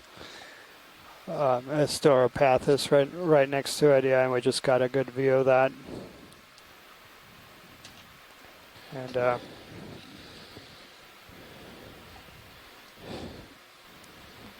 Great. Excellent. Thank you, Dave. Yeah, the terrain is very interesting, and it does look like... We're generally lined up. We can continue. Okay. It's going to be an Astenactus, but Yeah, it sounds good. Okay. maybe one of these 5 0 meter? five-armed ones, but I'm not really sure. Sure. We said sort of cracks in the, not cracks in the rocks, and we've spotted a sea star, and Bridge now. we've got one of the Bridge, could I have a followers 5 of the 0 meter Okeanos Explorer Expeditions, Bearing who's at the Smithsonian right 085. now, Dr. Chris Ma, and he's, speed 0.2 I don't know right now, hopefully he's at home. He did call in He a did? few minutes ago, yeah. But he may be in his office as well. He's an avid That's right. explorer, Thank and, you, Bridge. and so we come across these sea stars and like to take a look at them. He works with a lot of preserved materials, and so this actually affords him an opportunity to see what the animals look like alive. So it's a real treat, and he's got some really interesting and beautiful animals, one of which we were able to collect the other day, and it's going to be a new record for the genus in Hawaiian waters. Yeah, well, as I understand it, it was a new record for the Pacific Ocean. He had said that was only in the Atlantic, and this is our first Tritopleura, is that correct? The second So- Tritopleura. Always- When you were at, sorry, I forgot to write it down in the book. Got it. Yeah. So, And next to the sea star, we have one of these Chrysogorgia geniculata, these bottle brush shaped. oh, this is another Pythonaster. Look at this. This is not the Astenactus. Partial. I'll bet he's going to come in and say it's another one of the Laser same thing we got a sample of. It's got that weird texture on the arms and on the discs that we saw that caught our eye before. We can zoom some more. Go for macro. Wow, look at that. I don't know if it's Pythonaster, but it looks kind of like it. Yeah, the texture is similar, and right next to it was one of these Bridge, left. Scleractinian cup corals. They were just to the left of the view is a Bridge, Desmophyllum. please make the bear out direction due west. So Chris did call in a little while ago, and maybe he'll call in with this one. I mean, maybe it isn't Pythonaster Thank you, because Bridge. I don't know that. I mean, he's hopefully we'll get a tentative ID from him. Wanna look at the feet or anything? Yeah, that's what I was just thinking, Rolly. I think the bottom one actually showed more. Can we have a little help me. with tilt, please? Hey, Chris. So what are we looking Bottom at right, here? I think. Tilt down, looking for Uh, feet. I'm seeing you guys slowly There we go. Oh, tighten the shot. No, no, Sorry, no, I'm at no. home, so my feet's got a little bit more of a lag. Oh, my. Up just a Wow, that's like 2 Pythonasters. it is a Python. That's what we That's thought. amazing. That is nice. Yeah, that is Look at the definitely top Pythonaster. That is. So that's not only have you seen one, just follow and which is a Roland. new record for Okay, Hawaii. Roland, towards your left. You now Oh, have actually, 2. look at that That's bottom just- left just before That's we just do. astonishing. come And it's in the same consistent type of habitat that it's been documented from other places in the world. It's on these basalt kind of hard bottoms, and it's oriented Okay, sort go of back to the star, more go to the top. vertically rather than the usual sea stars that like to live. Excuse me that are for a sort of second, more Chris. up or around, not up or flat. Can you look on at the horizontal thing surface. again? Okay, let's go back to And it. it is interesting, Yeah. too, consistent with Yeah, this this is getting predation on pretty the sponge involved. I the think other we day, should, that stop there are the 2 ship. sponges right next to it, sort of a stack. still swing that's over Also, here. feeding. one Copy of the that. up and left. Yeah, and you know what we're Bridge, looking at. Stack still swing that's over Also, here. feeding. one of Copy the up that. and left. Yeah, and you know what we're Bridge, looking Jeff. at now, Chris, is I think we've got a crustacean Can I of have an all easy things stop, down please? here. Am I? Yeah. My eyes deceiving me, or is this some bizarre praying mantis of the deep? And what I was thinking. Scott had identified it as a caprellid amphipod. Wow. It certainly does look like Yeah. that. Yeah, there's one up there. What's a caprellid amphipod? Think What left, just a does that splash. mean? They're little amphipods. do you They wanna go go by to the that one? name broken back shrimp. They're found by the hundreds on shallow water habitats. And there are, Working I on think it. there are actually a whole order, the Caprellida or something. I don't know much about them. They're very interesting. Yeah, there's one But- that's right. Okay, so that works. Yeah, we've got one right in front of you. Anyway, so Go ahead. Oh, no, I was going to say, so one of the interesting things about the sea star is that you'll notice in the center, it has to the slime stars that we saw the other day. That opening is also called an osculum. And so this is actually related to those slime stars. We're still working that out, but it is a very unusual structure to be found in sea stars, as well as all of these weird kind of these very soft, rigid. Well, you wouldn't, I guess, know from the picture, but these ridges that you're seeing are sort of muscular bands, and they're quite soft when you actually have them in your hand. So this entire animal is quite sort of a very delicate body wall.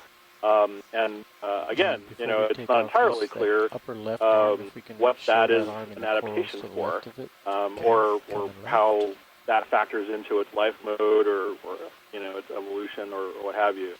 But yeah, so now the video is sort of focused on the disc, and there's that opening right at the center. I don't think we have a little coral or something off to the side. Yeah, these are stoloniferan octocorals. We got some images of that earlier on today. They're just catching some of the other close-ups around. Yeah. For all I know, it's just a generalist. It feeds on any of these things. Of course, this one's not feeding on anything right now, so it's difficult to know as the video's cleared, if it's a predator of any of the items that happen to be nearby. But it is very interesting, that it's so consistently oriented relative to the things that we've seen in the Atlantic and in the other cases that I've seen it. To reiterate for people who may have missed the other occurrence when we saw it, this is a really rare sea star. It has only been seen maybe a dozen times. I mean, there are literally a dozen specimens of this species or this genus of this animal that have recorded in collections around the world. It had never been recorded on video up until the last maybe 2 years or 3 years or so, when Okeanos was in the Atlantic, and when the Mbari people, the Monterey Bay Aquarium Research Institute, was working down in Baja. But wow, yeah, definitely a new record for Hawaii, and a beautiful animal when alive, which is not something I can say for this animal when it's been dead and preserved in a jar for 50 years, which is usually how I get them. Whatever color it was in the bottle. Yeah. Well, thank you, Chris, for filling us in on that really neat sea star. I really appreciate it. Yeah, no, it's a delight to see not one but two. So, like I said, I'll be watching. Thank you. Yeah, thank you, Chris. Have a good day. Yeah, you too. That was the voice of Dr. Christopher Ma at the Smithsonian Institute.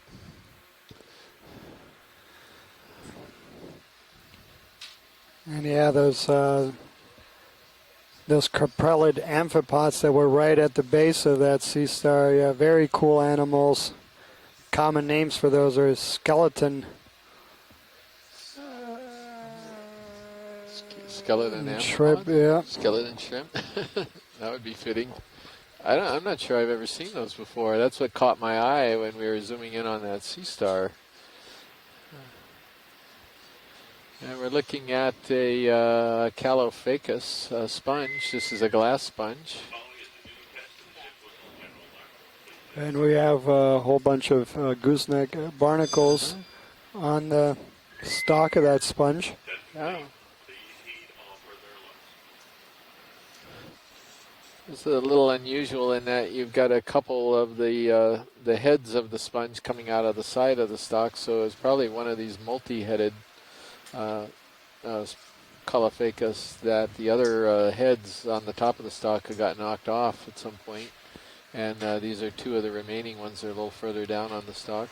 A precipitate from the seawater that basically starts coating all of the exposed rocky surfaces down here. Oh, look at this. Yes. We've got to zoom on this fish. I know what the family is already, and they're gorgeous fish. First time we've seen one of the crews. I was waiting for one of these to show up. And Actually, might try absolutely to get around the other amazed side. that none have until now. See how this goes. Okay, video, you can come in on it. Thanks.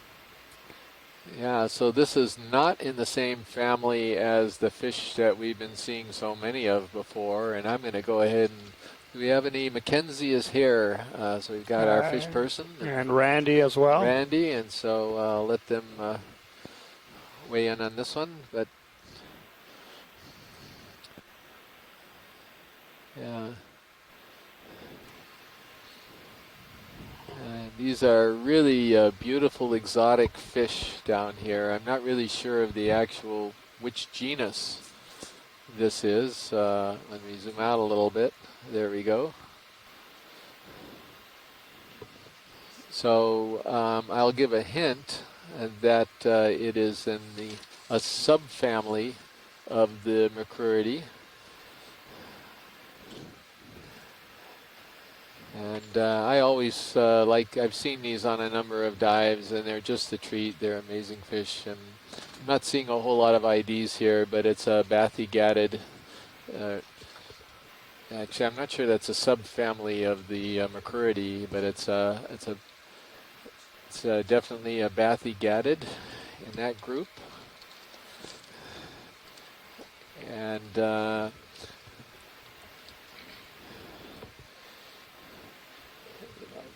I will describe to you. I'm going to see if I can match him to any of the ones that we already have in our guide, but I'm not sure I can right now.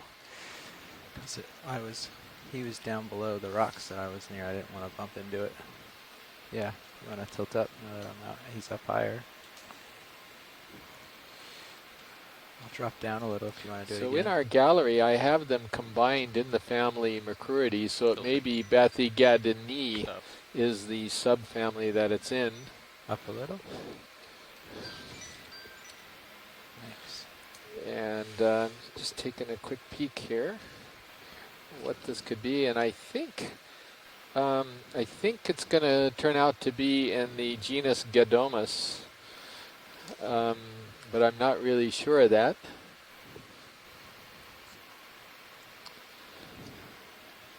The very long extensions on the pelvic fins and the pectoral fins, and even the first dorsal ray there, very long. I think we may actually have something in the gallery that could be the same species that we just called CF, or close to Gadomus species. Morphologically, it looks very similar, sort of a eel-like body. And thank you, Nav. Just info. Doesn't mean you have to change. So that was a real treat. That's the first time we've seen that on this trip in that whole group of fishes. And I'm somewhat surprised because we do see them on, say, 800-meter test dives from submersibles by the Hawaii Undersea Research Laboratory that I'm a part of. Yeah, and a beautiful view of the substrate, and we'll try to get a close-up image of this coral right here in front of us. We hadn't seen any really large colonies of corals on top of the ridge until now.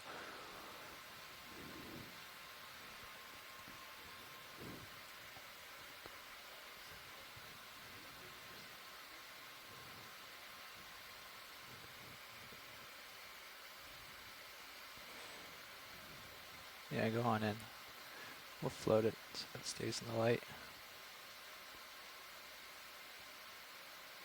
So this is another bamboo coral, or isidid coral.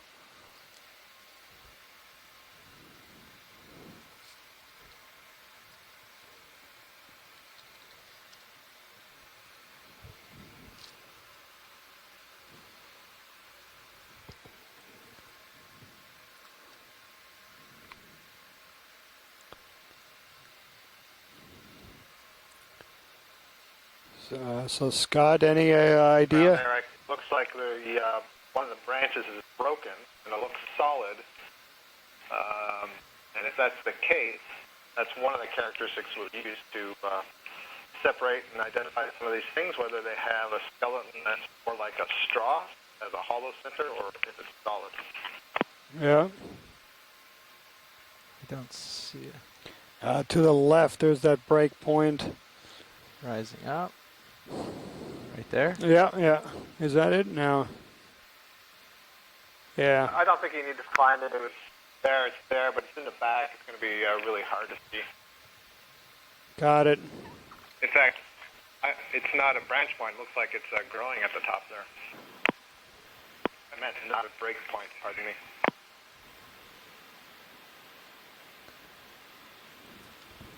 Co-pilot, Nav. Mackenzie Geringer do you from think the about it, University of Hawaii just chimed in here on the chat, agreeing with Chris's idea that fish. Anything else on this watch later? No, that's good. Thank Doesn't you. have to be a long one. It could just be 30 to where Agreeing he with is. Chris's idea that fish that we saw is in the genus Gadomus, If you want, go ahead. It's fine. but it's hard to get a species ID because there's about 13 species in that group that are difficult to tell apart. Mackenzie, along with Scott France, who you just heard on the line, will be your lead scientists about a month from now on the third ROV cruise aboard the Bridge, Okeanos Nav. Explorer that will be coming back come up on here to the Ship northwestern speeds. Hawaiian Islands and then 20 meters, shooting down to 075, Johnson Atoll, 210. part of the Pacific Remote the Islands Fahrenheit, you said? Marine National Monument. Okay. Bye. Okay. Good copy. Thanks, Bridge. Couple more of these unstocked crinoids, commonly known as feather stars,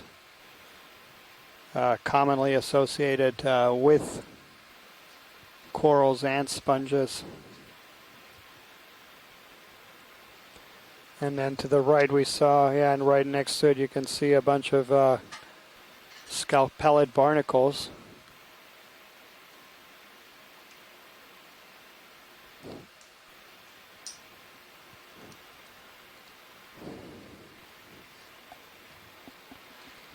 Okay, video.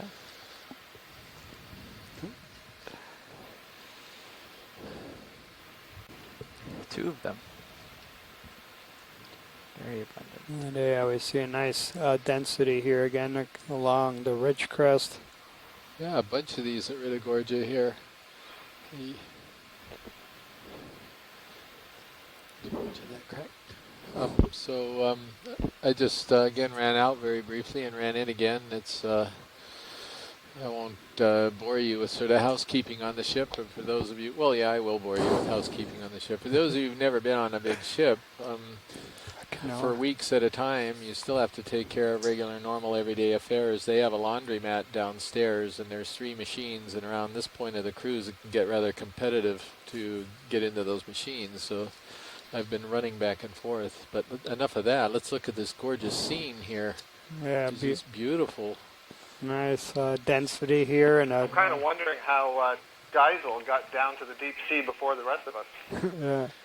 And is that our first Acanthogorgia there to the left? It could be.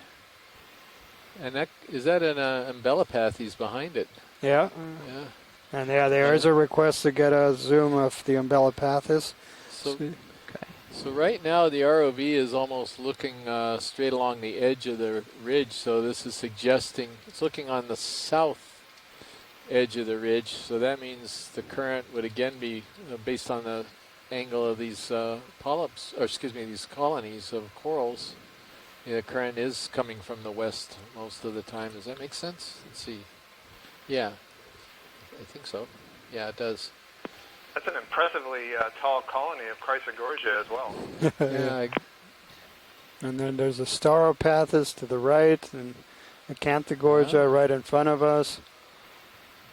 And Iridogorgia, Bella just out of screen, some Corallium. Okay. Nice diversity. Yeah, nice diversity. Should be the first one of interest. The one right in the center, that plume kind of looks like a crinoid. Yep. lifting up and getting the sponge resituated. That's better. Okay. Yeah, our current depth is 1,663 meters.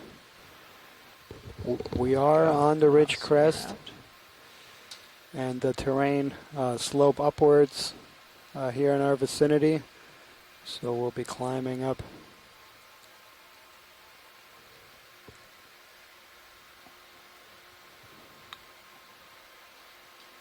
Yeah, nice view there, and a perfect example of convergent evolution. A lot of the corals we saw in the beginning of the dive on the flanks also have a very similar morphology, where they have this big plume attached to a stalk. However, those corals that we saw earlier were in a completely different group. Those are octocorals, the Metallogorgia. This is a hexacoral in the group black coral, so you can have do you mind helping out with corals of very different groupings looking very similar. What do you mean, octocoral and hexacoral? What does that mean? So Now, you're not going to get away with just firing off these scientific names and not explaining it to the viewers. So the biggest group that includes all of these things is the phylum Cnidaria. So those are animals with stinging cells that include the box jellies, hydroids, and then anthozoans, which is the group that most people think of containing corals. Anthozoans are those cnidarians where you don't have a medusa life stage anymore, so the only life stage you have are polyp, so that differentiates them from hydroids. Or yeah, but do they all have the same number of tentacles? Well, so yeah, then within the anthozoans, so this group within the Cnidaria, you have then another subdivision, which is the hexacorals and the octocorals. The octocorals being those anthozoans that have polyps with 8 branched tentacles, and the hexacorals being those that have unbranched polyps with unbranched tentacles and multiples of 6. Touch. And then pilot a quick look at these gold. Did we point to make there, now that I was talking about coral, is that the term coral is kind of used loosely for a whole bunch of organisms that are not necessarily very closely related. So we have black corals, we have scleractinian corals, we have octocorals, and then you have stylastid corals, which are in a whole nother group. So these are all just organisms that look alike but aren't that closely related to each other. Speaking of which, Scott, since we have you on the line, and I don't know if Les is with us today, I'm not sure I copied Amy on this. I might have forgotten to include her, but I sent some pictures of that supposed stylasterid that we collected a few days ago, some microscope pictures. Did you see those by any chance? And can you comment on whether that helps to confirm it really was a stylasterid or not? Hi, Chris. I certainly can, and I did respond to your email, so you'll see that later. But the photos you sent were excellent and absolutely confirmed that it is a hydrocoral and not a scleractinian. What you could see, and I'll try to describe it because obviously our audience can't see it, or defending the colony, and the larger opening in the center is where the gastrozoid is. That's the type of polyp that is for feeding. So great photos, and certainly confirmed that ID. Excellent. Great to do that. Every once in a while, there's a little piece of something that might be left in the bucket or something, and I can grab it and take a look at it under the scope, and that's sort of, there was a tiny little piece. I'm leaving, obviously, the vast majority of the specimens totally untouched for when they get to the Smithsonian in the hands of the real experts for these groups. Is there anything else here, Watch Lead, before we take off? I think we've probably imaged all of these so far. I don't see anything different.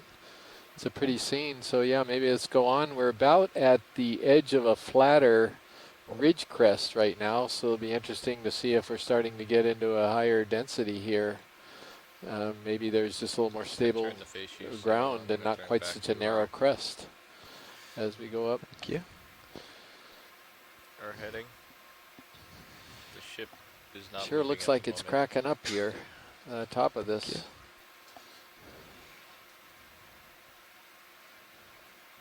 Or at some point in the past it was severely cracking. It's hard to say whether it's reasonably stable at this point. The manganese crusting that's coating the surface of all of these rocks, it's possible that it may help stabilize, you know, some of the terrain like this. But of course that manganese crust that we were talking about earlier takes millions of years to form. So yeah.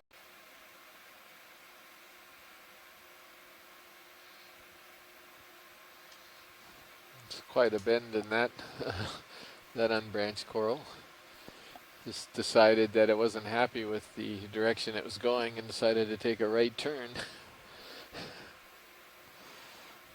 I think we all do that partway through our life. That's true.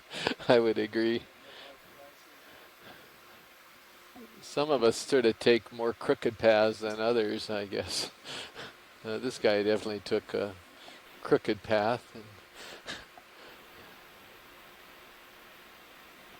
And this is an unbranched bamboo coral in the family Isididae. For the general public who are following the dives, it's a very common family of corals at these depths. It's pretty much a deep sea specialist. Another one of these Prosisocrinus. Now here's a guy who's decided to take a little bit of a. I'm not sure. He's getting up higher before he's decided I don't to. know what they've been doing. To Trying to branch head out up towards the or ridge make in some waypoint turns. 3. Life changes.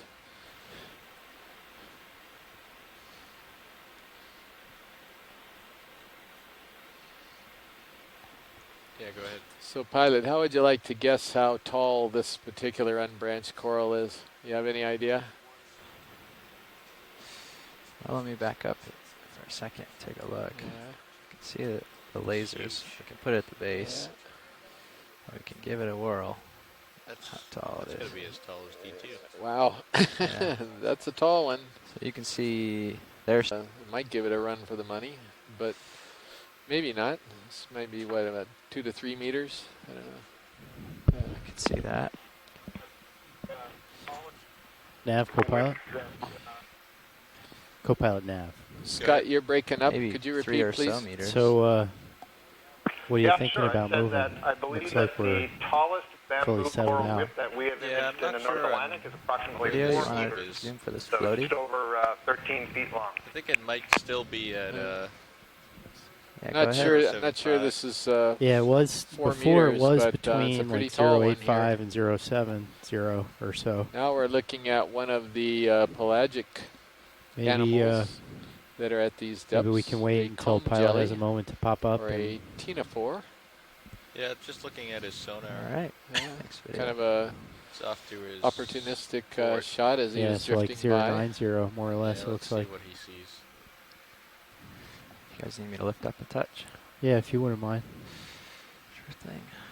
Come wide on Sirius when you're 30 Bridge, can I have Hawaii a time, so 50 that's meter just move? about 3 hours from now. Bearing 100 degrees. Speed 0.2 knots.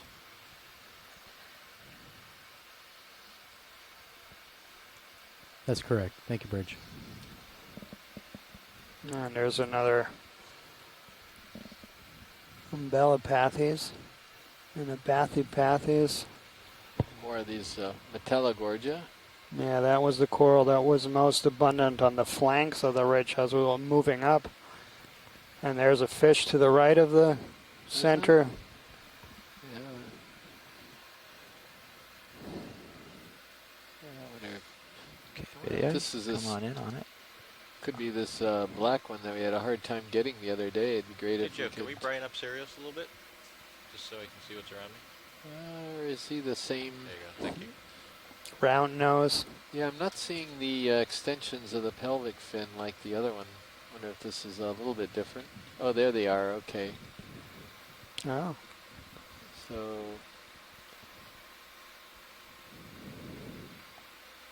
Okay, here it comes.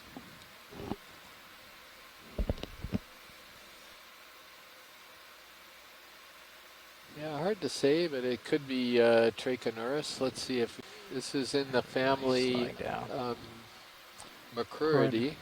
The rat tails, which are the most common benthic fishes in the deep sea, so fishes associated with the seafloor. So one of the ways you can actually tell apart the Macruridae from the Bathygadinae within the family Macruridae is that the macrurids, this is what I usually call them, have an enlarged anal fin, which is the fin that's on the underside of the fish, in comparison to the dorsal fin, whereas in the Bathygadinae, it has an enlarged dorsal fin and a reduced anal fin, so they're pretty easy to spot, and that's one of the main differences. They're split into two different groups. This clearly has the enlarged lower fin on him, and so it's going to place that in with the other rat tails, the macrurids that we've seen on most of the dives we've made. And Mackenzie Geringer just chimed in here and agrees that it looks like that the hair of a possibly in the genus Trachonurus that we have imaged before on this expedition. Yeah, we've seen quite a few individuals of these rat tails with this distinctly round nose. Colored rat tail as well, and he's also fairly elongate. It's best if you can just match what he's doing, but there are so many corals around my toe, I couldn't do it.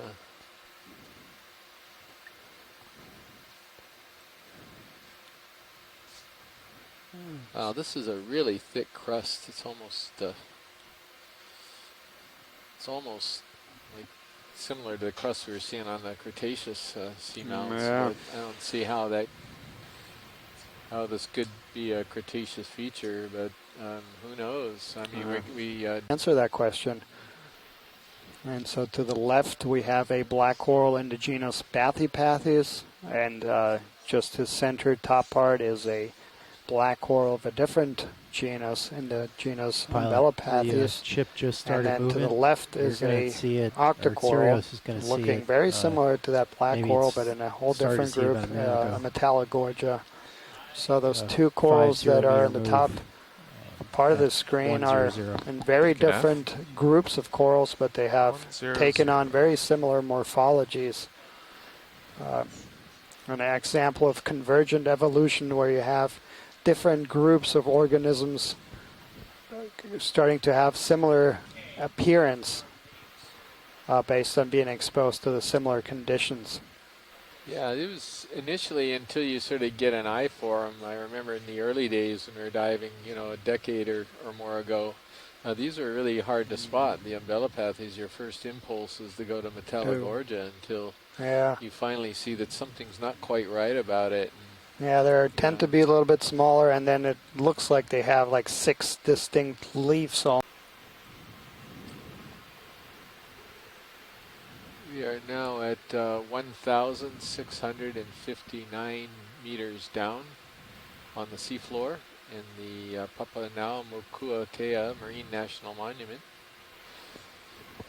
And we're on a ridge. 100's looking pretty much uphill. We're surveying this ridge for deep water corals and sponges, of which Jeff popped as you up can a couple see, meters there's a and we fair looked with number. the sonar for the local high. We're also trying to understand the geology of this ridge. So we have some geologists participating this morning. Yeah, and then we're also interested in looking at the interplay between the geology and the biology, so how these ridges and the orientation of them interacts in forming the communities. Strike of this is due east. Yep. So the pilot just made a note there that maybe some of you caught that the ridge is due east, and we are almost headed looking due east right now. So this crack right here is running right along the ridge line and may indicate that the ridges, parts of the ridges are slumping off to the side, but not really sure. Full at least. Yeah. Okay. So these are sea pens in that group of Pennatulaceae, but most sea pens like to embed themselves in sediment. Okay. And there's a group of sea pens that prefers rocks, and that's why we call these rock pens, because they like to perch. Are they stuck to the rock? I thought they more wedged in. It's, I'm not really sure. I don't think they're really stuck very hard on the rock. Yeah, It could be that they're like one of those, what is it, the basketball hoops? So they have a big weight on the base, and so even if you hit the backboard with the basketball, it's not going to knock it over. So their bottom is full of water? Yeah. The whole animal's filled with water. It's a water bag, basically. So, but the bottom is a lot of it. I've always described it as one of those blow-up punching clowns, you know, those inflatable things that you could knock and they'd sort of go off balance and then come back upright. You know, I don't know if that's accurate. Tilt It up does and get look some like polyps. it's kind of held to the bottom, but maybe it's more suction. I don't think that it's Spin glued over, permanently. Pass it Yeah. over your head. We don't know. Okay. Yeah, Just that's a we'll do much one zoom better on this, and then we'll analogy, time for me to move punching on. clown bag, Okay, free to zoom. for how these guys remain upright. Oh, okay. And that was the voice of Dr. Scott France from the University of Louisiana at Lafayette. Yeah, who also yesterday suggested windsock as Yes, a description for some organisms. So yeah. Great. All right, you Yeah. happy with that video? These are pretty animals. Thank you, video. Yeah. There's another one of these staropathies. Uh-huh. So we finished up Metallogorgia, that the last taller ship one that you were I just see the describing, and an unbranched. D2's blow serios. Looks like it's a You bamboo. can punch in another one. He's making good time. And then look at this big guy over here to the right. Stand by on that. We might have to linger here for a moment. the great That's a pretty good sized colony. big tree.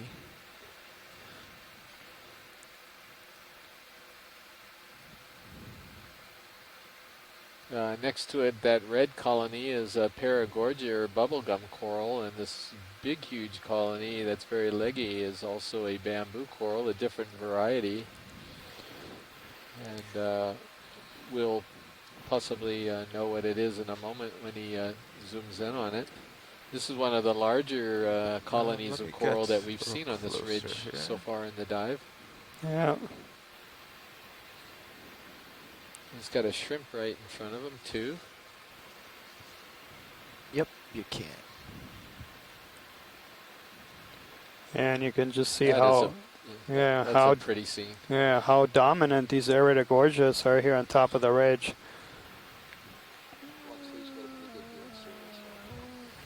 Oh yeah, that's a really nice view. Look at Crino that. just bailed out.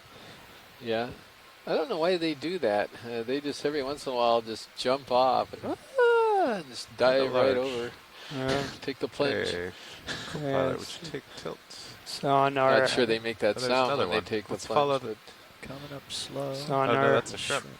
Yeah, it's a shrimp. He's not gonna. He's in the water column, just basically chastising Okay. the brittle Tell me star what you for want, bailing. video. This is pretty. Sure is pretty. Okay. and on our second video display of the series, gives a Sorry, very I lost nice my toe overview of this group. So there we have another one of these Scleractinian cup corals, as well as some stoloniferous octocorals on the substrate there close to the base. So you can see that the branching is between the black nodes on the branch. You see those bands along the branch are nodes. And the fact Okay, that here we the go. branch is coming out from the white area between these black nodes would most likely place this in the genus Keratoisis in the family. Like that, huh? And just as we were zooming on the base too, there was another rock pen behind. Watch lead, Nav. Roger, Nav, go ahead. So do we want to spend a couple minutes in this area? I'm thinking that we could go ahead and proceed. This is just a large colony that was worth stopping for. The rest of the stuff we've seen before. So maybe we can make... It'd be interesting to see as we get into this flatter, wider top, whether or not we get a higher abundance of animals. Copy that. Yeah, thank you. The wider area, we're right on the skirts of the sort of a widening of the ridge top here. Be interesting to Pilot see if snap. that has any effect whatsoever on the community down here. So if that we we're seeing. did a But move now, we'd as still we've have a couple more approached minutes here. Yeah. this wider area, it may be So my should I go ahead and imagination, issue but it? I Yeah, think go we ahead and are call it in. seeing All right. more and more Okay. animals. Is that full wide? Bridge, nav. All right. Your tilt's back. Yeah, can you come wide on Sirius? Bridge, could I have a Yeah. 50 Great. meter move? Bearing 100. Speed 0.2 knots. And I came way south to look at you, So coming nice back scene. to 110. That's Yeah, absolutely beautiful.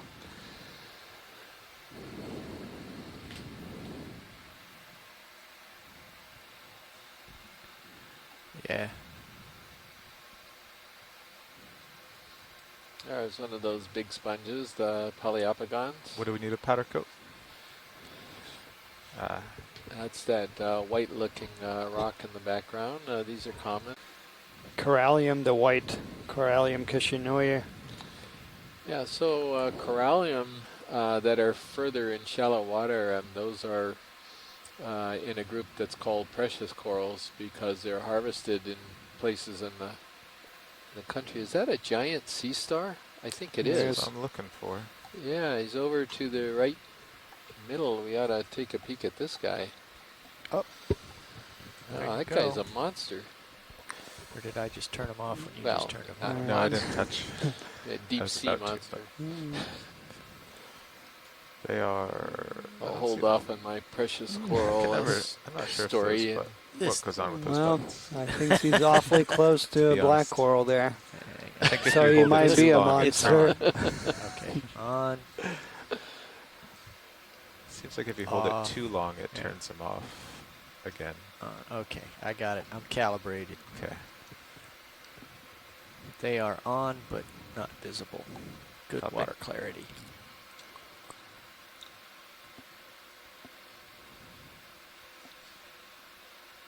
So can we put the lasers on as we approach just to We get an They idea have of the put size? them on. It's They are just on. very clear. Oh, water. there they are. Wow. Okay. Yeah, that's a pretty big sea star. Let's see. He's probably about at least 20, if not 25 centimeters from arm tip to arm tip. So that's pretty good size. I'm just bumping up now. Okay. All right. Can go in. Stand by. Tilt services are available. Great. Okay. Tilting up. Look at it. His arm is poised to. Well, I was going to say, strike. if he was, because that's one of these things is we don't know what the predators of black corals are. There's just a handful of observations in shallow water of some fishes occasionally biting on black corals, and then there's a few mollusks that are specialized predators of black corals. But yeah, in the deep sea, we haven't really had much observations of any predators of this group of Interesting. corals. Yeah. The interesting So thing this is sea that star, I'm fairly certain his arm Chris is Ma down gonna come current in and from the coral. identify I it wonder as a species of if you pteraster. can smell it. We've seen some of these on previous dives. This one's a little browner looking. It's a pretty Yeah. good size. I'm not sure we've seen one quite this big before. You're looking at the end of the arm and the 2 feet. This is the way these animals actually move across the bottom, sort of via a hydraulic system. And so he's lifted up his Tilt up a touch. arm for whatever reason Bring up right a now. smidge. Yeah. Oh, that was more than a smidge, but that was. You see there's a little bit of a current flowing because you can see his arm sort of waving around. Yeah. Well, Chris, actually, Nav, Can they smell? Go ahead, Nav. They can detect chemicals. do you think we're going to want to loiter here for a little bit, or? I don't think so. I Is, think that's a great shot, and I think he's. At first, I thought he was something different, but now I'm fairly It's just convinced big. he's. Let's just go big. on his mouth video. Copy that. The monthly safety meeting will be held in the Ford Lounge in 5 minutes. Video, let's go on his mouth. It's opening Yeah, at the moment. it's not quite his His, mouth. It's His arm is raised directly down current of that coral. yeah, it is. I think he's poised to strike, but is about to Tilting down. lash out.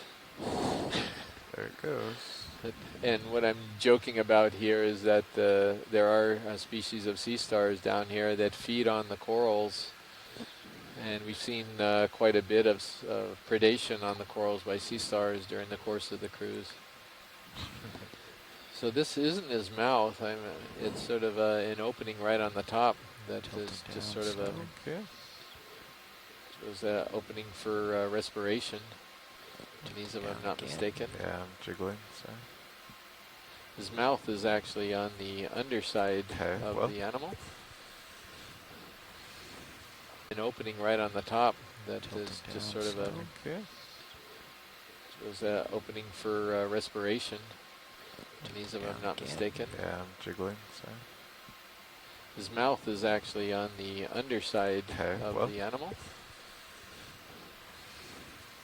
Okay, watch lead, happy with that? Yeah, I am. That was great. All right. The catch the mouth opening too is pretty cool because it's. I have you. You do it pretty slowly and degrees. not that frequently, so it's a good observation.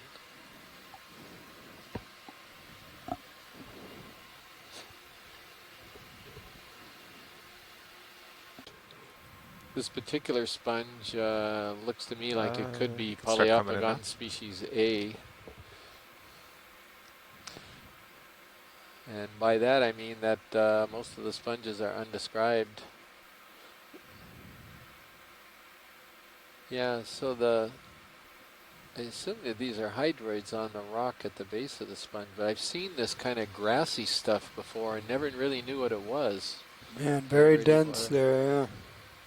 Yeah, it looks like hydroids in there. I think I will come down and really get a nice close-up of the grassy stuff. A great pirouette around the sponge. Beautiful, a couple of the brittle stars living on the sponge. And there are a bunch of little things living in the sponge. Still can't quite tell what the grassy stuff is. Yeah, I know, and Yeah, those are hydroids. yeah.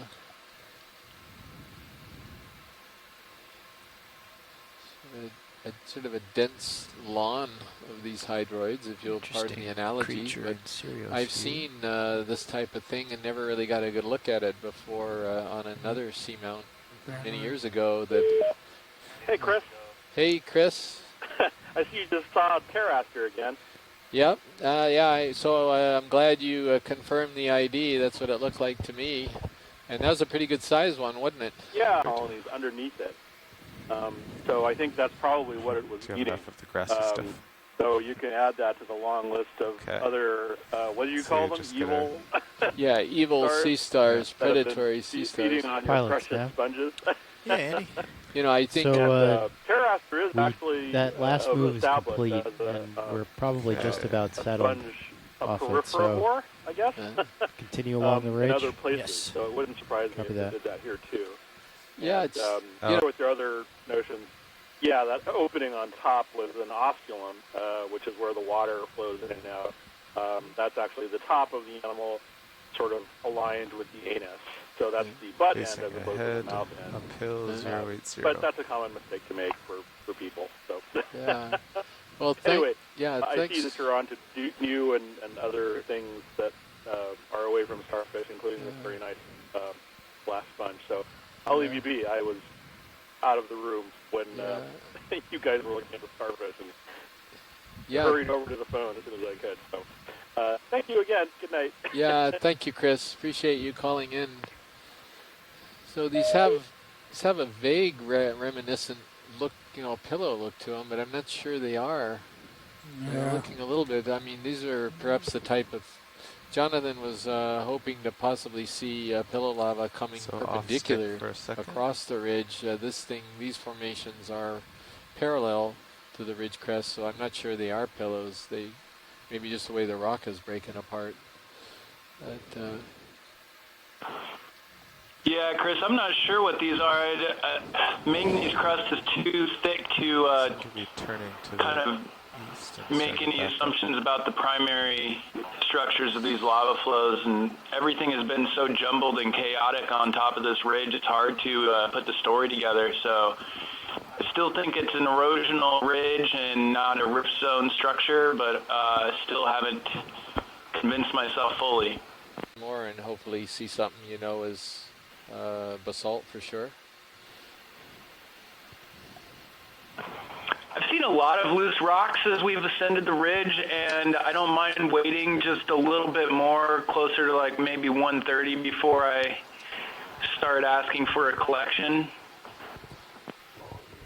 Yeah, no problem at all. We'll wait, and we'll wait for you to cue us when you see something that you think could be really useful for the geologists out there to analyze. So for those of you just joining us, sure, Jonathan, we do collect rocks. We, under our permit in the monument, we're permitted to collect 2 rocks. We've collected our first rock right around the landing spot this morning, sort of a little further down slope, and we still have 1 collection to do. And so we're going to be very choosy about the second collection. These rocks are extremely important just because they help interpret what's going on. Could we, let's see, that's just another of the corallium in Kishinoye, yeah? Really crucial to understand how this ridge that we're on formed, with its origin, its age. There's all types of things. It's a very interesting ridge that's you know, a little bit puzzling here as to how it formed. And so that's what we're going to do. We'll get another rock, and then the geologists will then actually cut slices through these rocks very carefully, and they can apply a variety of different analytical techniques to the slices to really determine what the rock is and where it came from. Beautiful big, another one of these keratoisis bamboo corals, Kishinoye. Those white colonies that you see scattered around the bottom.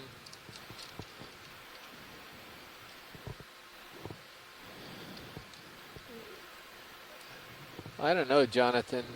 This sure looks pillowy to me. I wish you could. I don't know if you, the geologist. Yeah, go ahead, Jonathan. There we go. I think maybe it's kind of like a tubular pillow lava. These usually form on steeper slopes. It would have to have a pretty high effusion rate and a steeper slope to form, and we're on something that, if I remember right from the bathymetry, is more along the lines of like a 0 to 5 degree slope. Am I correct? Well, we're right on the crest of the ridge, so we're pretty flat right here, and then it drops off to either side, as you can see, and it's actually quite steep on the southern side where we are right now. But they're going to come around here and give you. They're going to give you a good view of this thing. The more elongate tubular pillow lavas usually form when the effusion rate is a little bit higher and it's going down a steeper slope, so it can basically flow into that elongate morphology that you're looking at. But I think what we're looking at is just a heavily manganese encrusted outcrop of rock that has been incised into by the currents that seem, I think they are flowing east-west in this case, and kind of cutting channels through them, so it gives them the appearance that they're actually tubular pillow lavas when they're most likely just manganese encrusted rocks that are now rounded. Oh, thank you. Clear corallium is here at this site. Uphill yeah, so now we're entering that flat area that I was talking about. So it looks like we just entered this widening of the ridge crest here, and there's actually almost looks like there's manganese nodules here on the bottom here with some boulders. The thinking there, pilot, was that it looks like Sirius is a little bit south. Yeah, of the those ridge line. crinoids, those unstocked crinoids, well, it does seem to flatten yellow out greenish type, quite abundant here. But generally that away. Yeah, You know, it really does have But a I am greenish tint to it, south of doesn't you it? Yeah. quite a bit. Very different than Yeah, the you're very centered up yellow Yeah, you can glyptometra that it's we've seen easier on to so many sonar other rises dives. to your port side, yeah. So I'm going to come to and So a 40 meter move? yeah. There's a big block just sitting on the I'll the hang back and surface here. find something interesting, dude. Yeah. And look at how many Corallium Kishinoi, the white colonies, there Bridge, are Nav. here. They're just sticking up all over the place. Sure, I'll back up till I see. I'll update our position in Fleeter Slope. Looks like there's a couple steps on the way up, actually. How's that look? And we've got another waypoint that we got in the plan. It's probably I'll a go little for the far one away on the right. for us to reach, but yeah, it's about 480 meters away to the final waypoint. But we made a pretty good distance this morning. This is about, I'm sort of measuring it out here. Yeah. Yeah, so we've come over 500 meters already this morning. So we've upped the slope and turned and are running along the ridge line.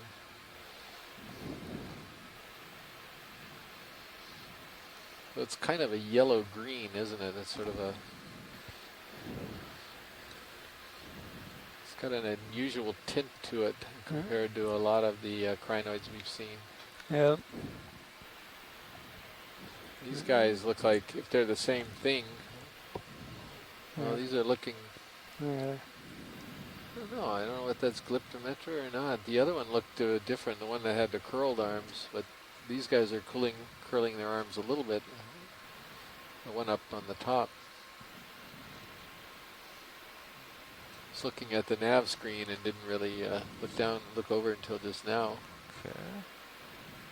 Thing in the upper. Yeah, the pink one. Yeah, right there. There's lots of different colors. Okay, video? Oh, that. Have we documented Corallium so far today?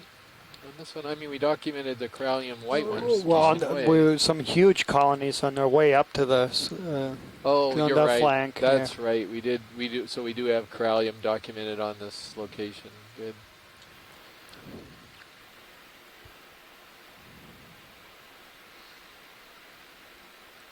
Yeah, we're looking at a side view of this fan.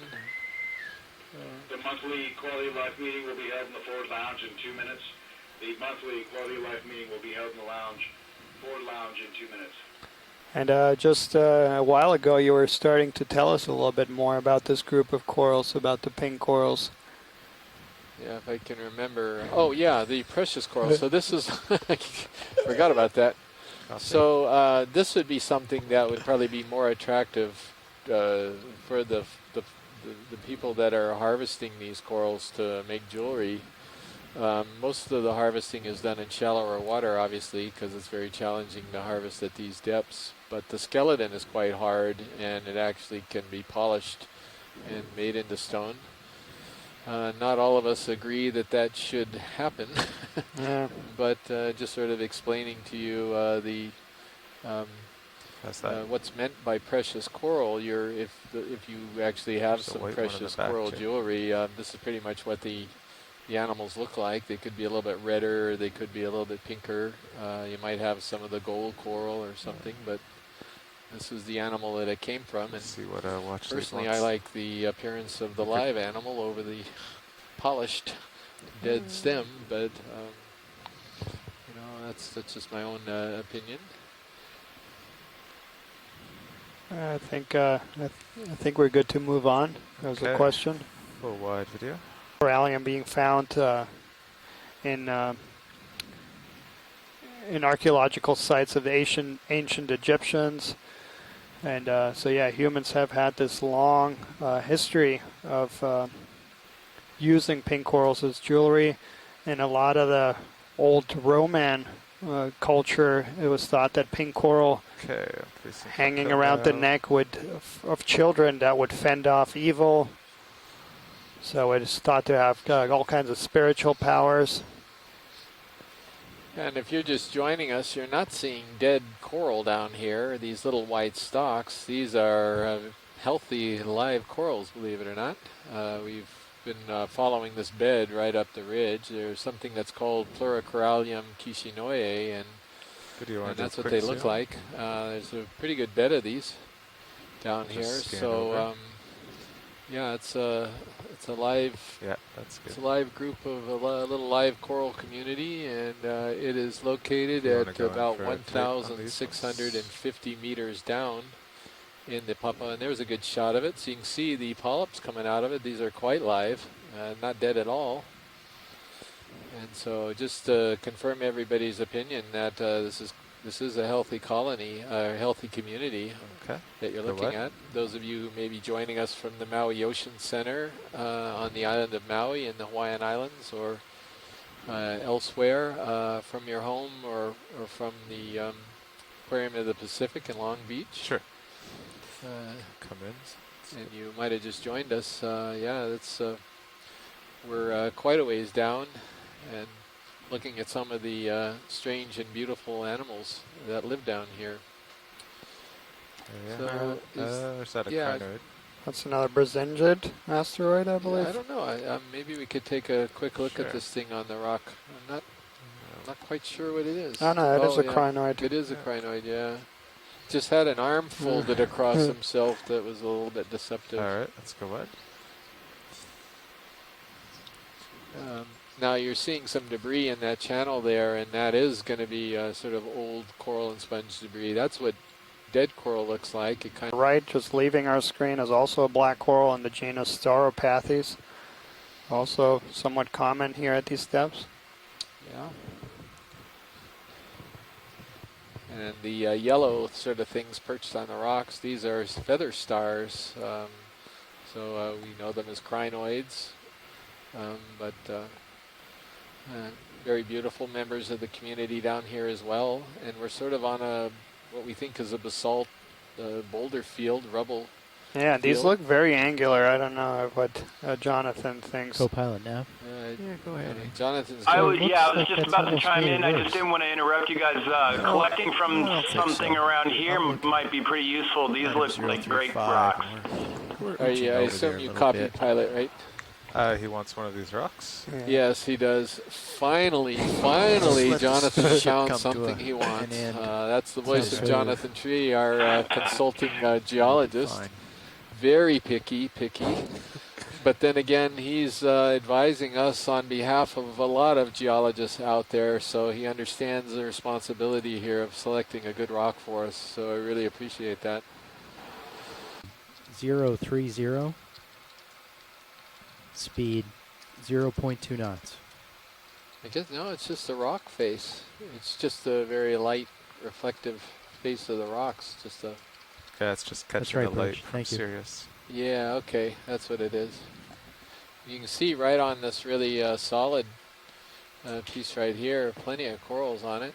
A lot of corals prefer these larger, stable places to attach and grow, versus the smaller rubble that you see down below us that's pretty barren of corals or sponges. It may be that as they get larger, and we've seen this on some of the other dives, if they get too large for a rock, if they land on one and settle on a rock, they can actually tip the rock over. The current will blow them and the rock over on their sides, and then they have a difficult time surviving. Some will die, and some can actually manage to figure out how to grow up from laying over, but it's a bad thing to happen to if you're a coral. Yeah. You don't want to fall over. Next cruise amongst the islands, maybe there'll be some. Unless you're one of those rock pens that's more like the punching clown and can get right back up. It's referring to an interesting sequence. We haven't actually tested that model.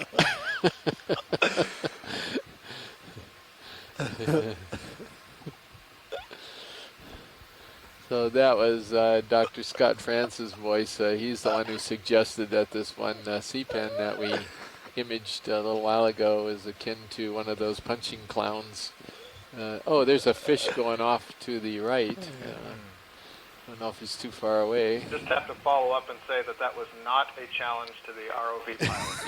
That was not a challenge. Yes, he is. He's in a crack though, so I think we will. I think he's trapped. Okay, coming up, so he'll be in the Side light. wall of Oh, this boulder. beautiful, yeah. And okay, go for it. I got it. Okay.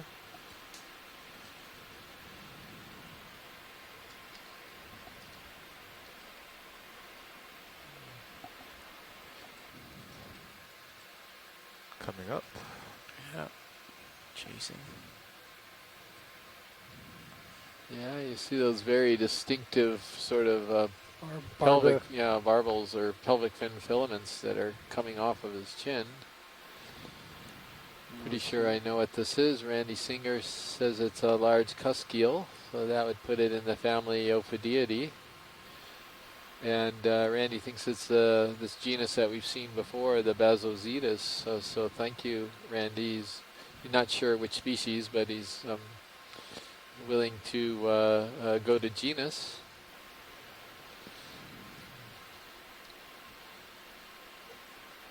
Got my right skid in now.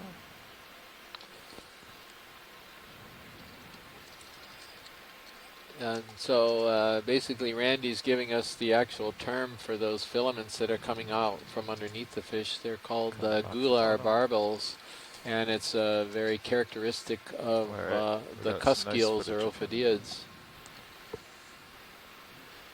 And Asaku Matsumoto also concurred that we saw this same species earlier in the dive. This is Asaku calling in from Japan. Thank you. So I think we've got a consensus. See what happens on deck. So just looking ahead, we still have 4 more oh, that's a beautiful fish in the center of the screen. Let's zoom on this fish. Ah, yes. I know who this is. Samantha. Nope. No? Nope. I'm waiting for Randy. He's got FSH already, and he's got it as a halosaur. Oh. Yep. Eldervandia. Oh. Yep, Eldervandia. One of my favorite fish. Okay, going again.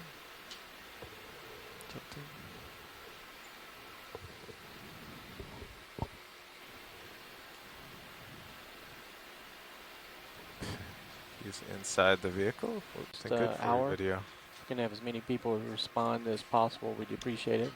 I'll Just doing reset the testing camera for you. here on the ship and looking to make any improvements where possible. I'd like to get a status of the current 2 streams. Also, if you could let us know if you're watching on stream on Internet 1 or 2. Thank you.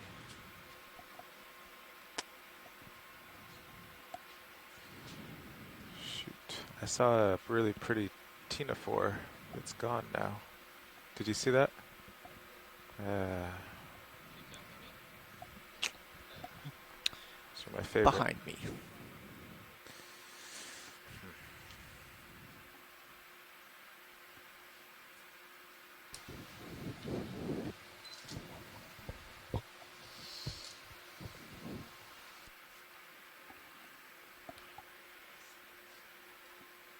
Okay, just and so here we see a nice rise and slope.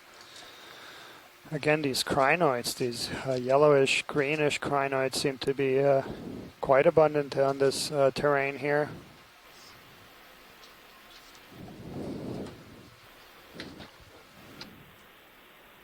Yeah, push out there, Carl. We need to do a camera reset on Sirius.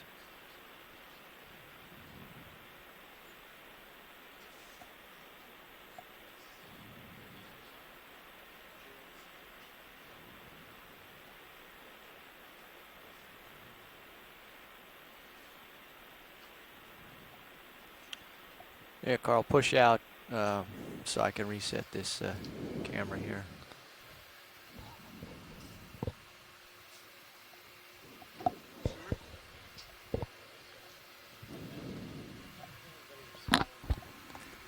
coming up a lot too, Dave. Okay, I will come up. Well, this is pretty interesting here, whether that's erosional or whether that's, I guess it would be erosional. I think that's probably what Jonathan might say here. He's talking about the Ship way is maybe the stopped there. currents are creating these grooves right along ridge here. That's right, pilot. We just pulled in. Okay, about a minute video. ago. Camera off. 1, 2, 3, 4. Hey, there sure are a lot of these white corallium here at this site. Okay. Not sure I've seen a bed of these. It's quite so dense in any of the places that Tilting up. I've been either on this Briefing cruise in. or any previous cruises.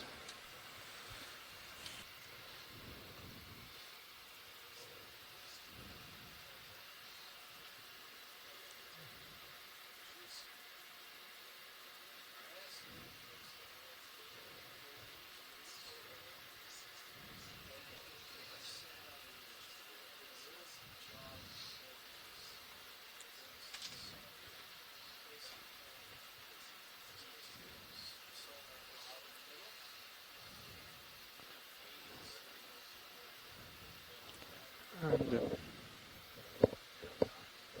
yeah. That was the first kind of more darker colored crinoid there that we've seen here on the top of the ridge. Yeah, similar to the one that we might have collected, many dives ago, it seems. Yeah. Quite a few dives ago. Look at this almost square block here that's sort of at a tilt in the sediment. It's pretty interesting.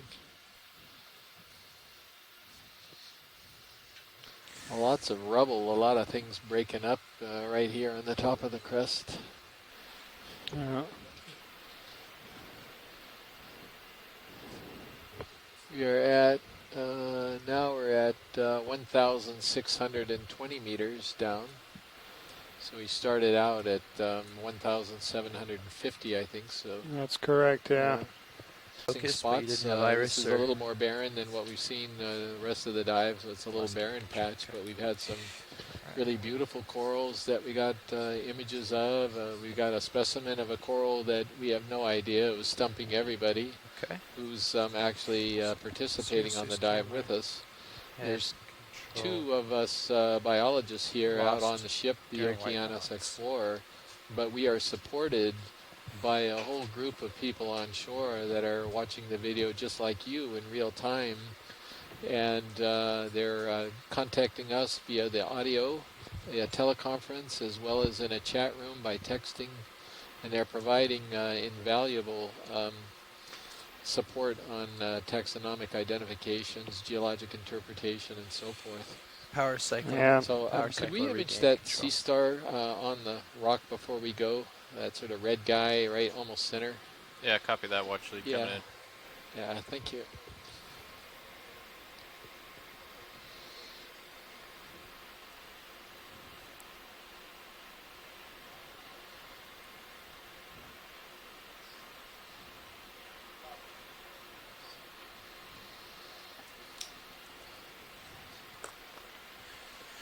All right, come on in, video. Tina had spotted that sea star before I even did, and again she came in and pointed it out. This looks pretty interesting. So who's this guy? Did we dial in a ship move, Nav? Yes, I'm looking at the sonar. I wonder if this is going to turn out to looks be like one of we've those been mostly going spiny east. ones in the genus On Caliaster. Sirius but sonar, it looks like. pretty Like sure 100 or like 090? we turned on the last move was Christmas 090. bat Alright. spotlight, right? But it's That's been over, deviating on both with sides a a little ship bit by calling like out for plus our or minus sea star 10, 15 expert, degrees. Dr. Christopher Ma from the Smithsonian. And What about like Yeah. 80? It spotlight's looks on like the there might underside be of the cloud right now. something We've up got there his, on Sirius. profile sonar. there illuminated on the underside of the You're pointing at cloud. about 95 Yeah, now. he did call in a couple of times earlier in the dive, and we did see something somewhat similar on just underneath a rock, and you could only see two arms No, I think peeking more out. general.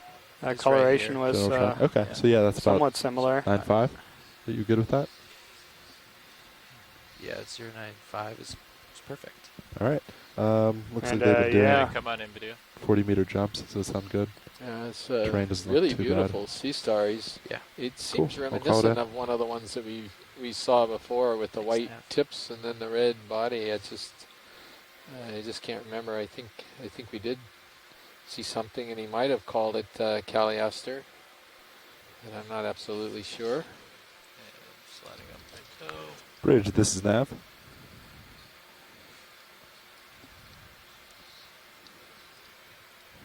I believe he said Kyraster. Nope, Caliaster Hi, can I get a pedicularis. shipment of 40 meters Trying to at find my image 095 of him degrees here. at 0.2 knots? Got in this.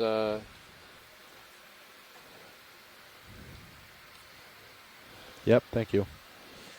So I'm actually got the image up, Right, and I'm pilot, sort of you dial in comparing ship it move, you side should by really side. see It it for a certainly second looks here, similar to me, but What was I'm that, not an co-pilot? expert.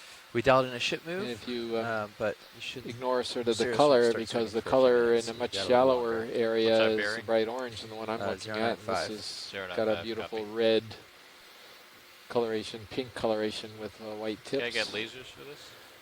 Great, thank you.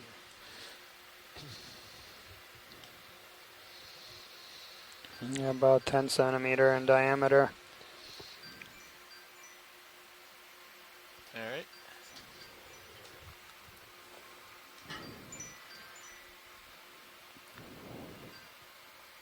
Thousand miles. Is that Chris? Chris Miles, all ready to identify. Go for it. So this sea star is Kyraster. It's a benthopectinid. Yeah. It's we saw one a little earlier. I think you were away. Yeah, yeah. So this is again a hello. Yeah, go ahead. Chris? No, this is sorry. Daniel, yeah. So it's a member of the family Benthopectinidae. I think we have it on the Hurl ID guide as Kyraster. It's one of those species. I think I was just telling someone the other day that that I have only seen these alive once or twice, and I think this is the first time I've seen more than one sort of regularly. I mean, there was another one a couple of days ago, which was a different species.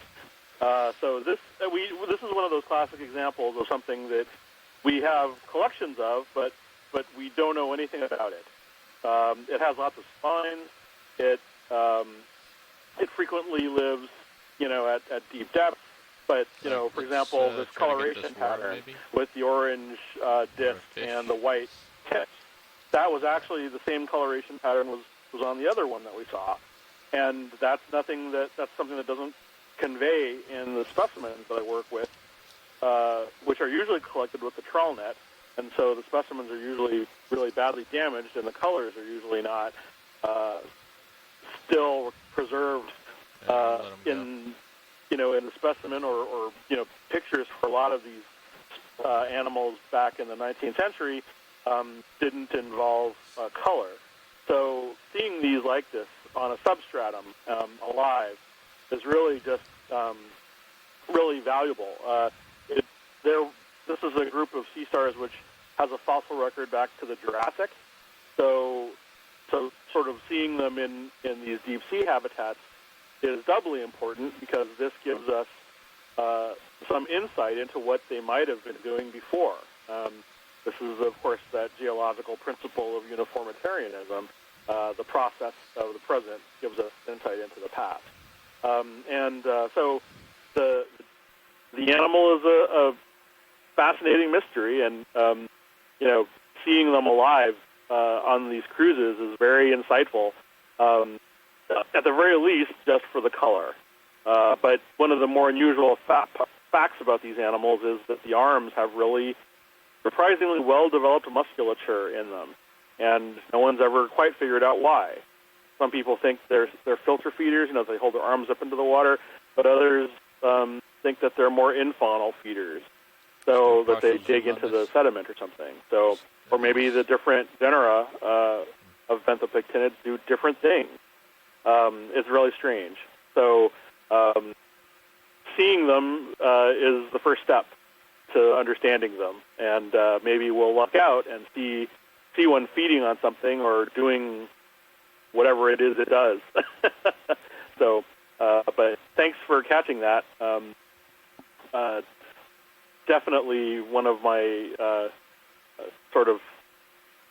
one of the animals that I've really been fascinated by watching these feeds because, again, not seen alive very frequently, if at all. So, thank you. Thank you, Chris. One of the world's experts on deep sea stars. And we just imaged right after that sea star a black coral, that golden colony, and then a rock pen. And all this debris here that you're seeing is those are the stalks and of dead sponges and dead sponge material. Thanks. And we had commented on this earlier that this site is characterized, in contrast to previous dives that we've hit on this expedition, by a much lower abundance of sponges.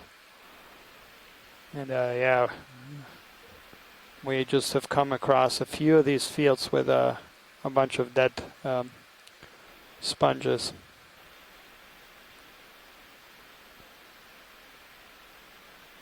Here we have a few Iridogorgia colonies. We have seen this quite a bit today. Very beautiful animals.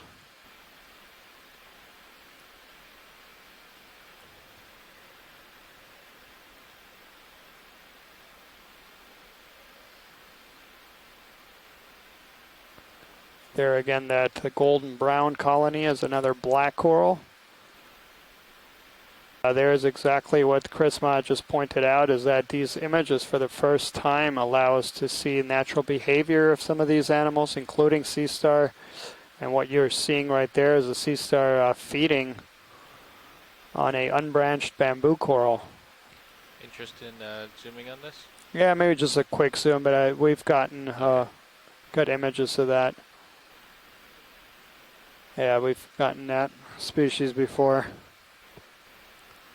And so yeah, we've seen this quite a bit on this trip, is these sea stars feeding on corals and sponges. And you can see that coral is completely void of tissue, presumably because it's been preyed upon by this sea star.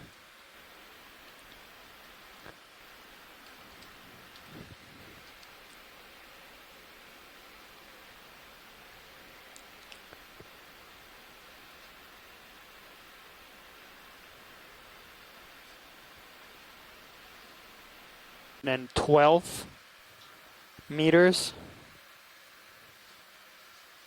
Yeah, go for it. So we're just under 100 meters shallower than we were when we started to dive. We see a whole bunch more of these Iridogorgia colonies, as well as some crinoids, the yellow animals to our left, to our right. There is a live sponge there, that kind of round object on that stalk. Those are stalked sponges. And maybe we can take a quick look at the coral center of screen. Already looking at you at 65 degrees, just so you know. All right, go ahead, video. Did Chris call in? What is it? Caliaster? Chiraster, yeah. Chiraster. So this is a Stauropathus, but a very different coloration that we've seen before.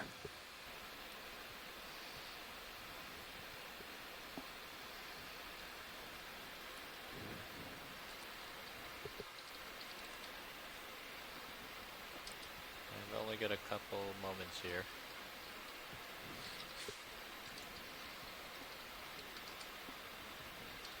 Yeah, this is interesting. So we have seen this in some of the shallower water species where we're afforded with more observations, where we see different color variations in the same species. We're not exactly sure what causes that.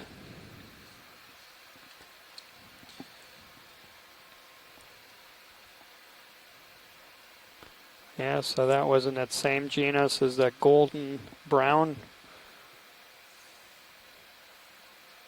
black coral that we saw earlier in the dive.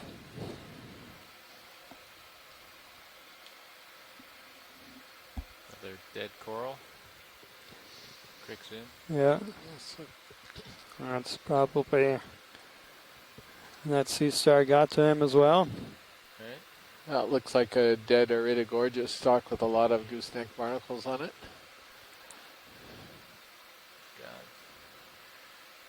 Coming up. And we just passed one of those. So it's just a stalk of this guy. Yeah. Maybe the stalk that shows you the live. I can get some light on him and But come let's in. take a look, because he's. I wonder if we could take a. Hold on.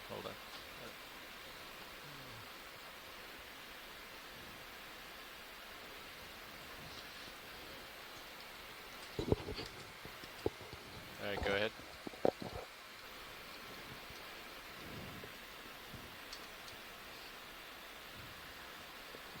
So I think that's what we're seeing. It certainly looks like what we, Daphne Fountain at the University of Kansas, identified from photographs a number of years ago as most likely Exosalactus. It looks like it's very similar. These are a bit, they've confused a bunch of us because these very, very large anemones also could be corallomorpharians, which are different than anemones, and I'm still not 100% certain this isn't, but one of the things that Scott France had mentioned yesterday is that is his understanding that the corallomorpharians tend to be a little more 3-4 transparent minutes ago, so you should be and not just quite about as moving serious. opaque Do you make some as this ground up one for us, or is. do you want to should I put another As you one can in? see, that stalk is definitely robust and probably is an anemone. All right. Yeah, if you look at the high pack. Yeah, more gelatinous and the So yeah, the plan is to corallomorpharians. waypoint 4 Yeah, Tina is over agrees here. that this is an It's about anemone. 75 degrees. As plan well is just as Scott. ride the top of the ridge all the way there. Bringing my heading around. Let's see if I can find it. Because he's still on the ridge, but I'm Yeah. off to the side here. So probably want to hop over toward.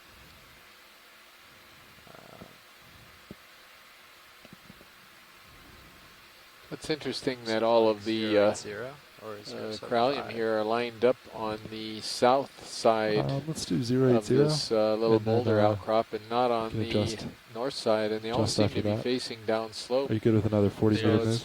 There's a lot of current coming from the south right now. Is that right? Yes. It's coming from the south? My starboard. Let's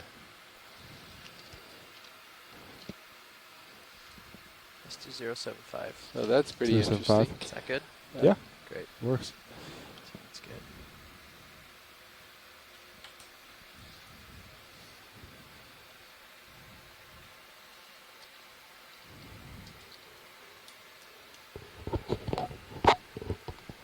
Bridge, this is Nav.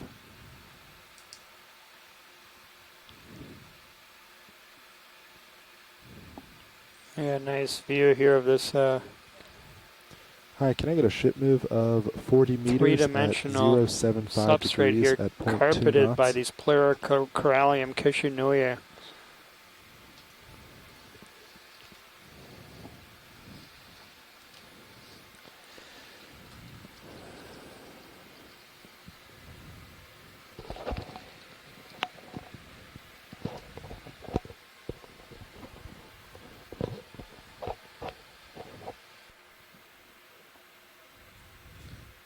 Thank you. It's like there's a very old sponge base there that's dead. Sort of a brown thing. Sponge is long gone. It's probably been there for a while. Looks like another real old dead sponge base this as well. Yep, go ahead.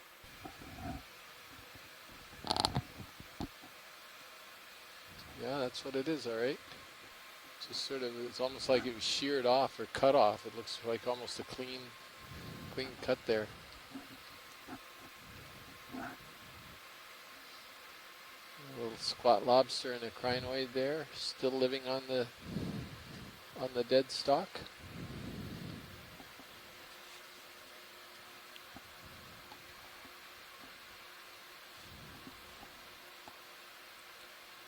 Yeah, currents from the east, southeast. It's like Rodana Ritagorgia. Yeah, and we'd seen a couple there before. Oh, this is pretty. Look at this. Got a little stand of Yeah, Rodana all on top of this kind of pinnacle. Yeah. And look, a big Poliopogon sponge too. Well, now things have livened up a little bit. Yeah.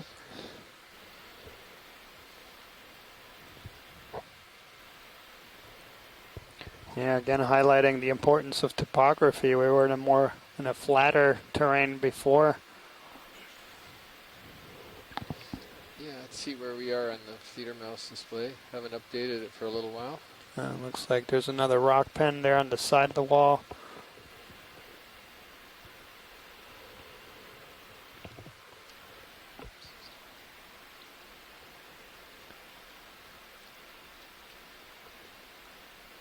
And we're just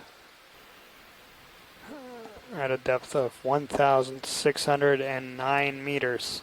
So just over 1 mile below the surface of the seafloor, diving on a ridge that is north of Maro Reef,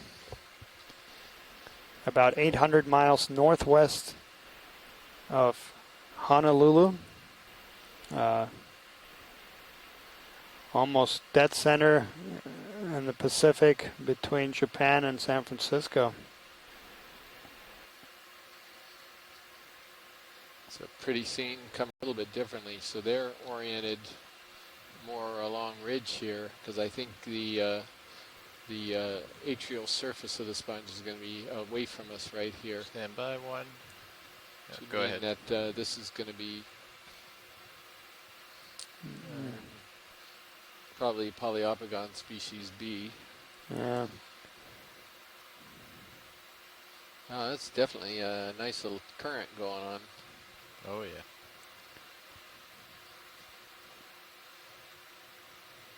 And Scott just made a good observation here that our current depth of being about a mile deep is actually quite shallow for some of the dives we have conducted on this expedition. Having dove one dive down to over 3 miles in depth, 4,800 meters, and a lot of our dives targeting a depth about 2,000 to 2,500 meters. But yeah, going to these places where we haven't been before and imaging the communities, which as you can see, and a lot of times are quite abundant and flourishing, that we know virtually nothing about.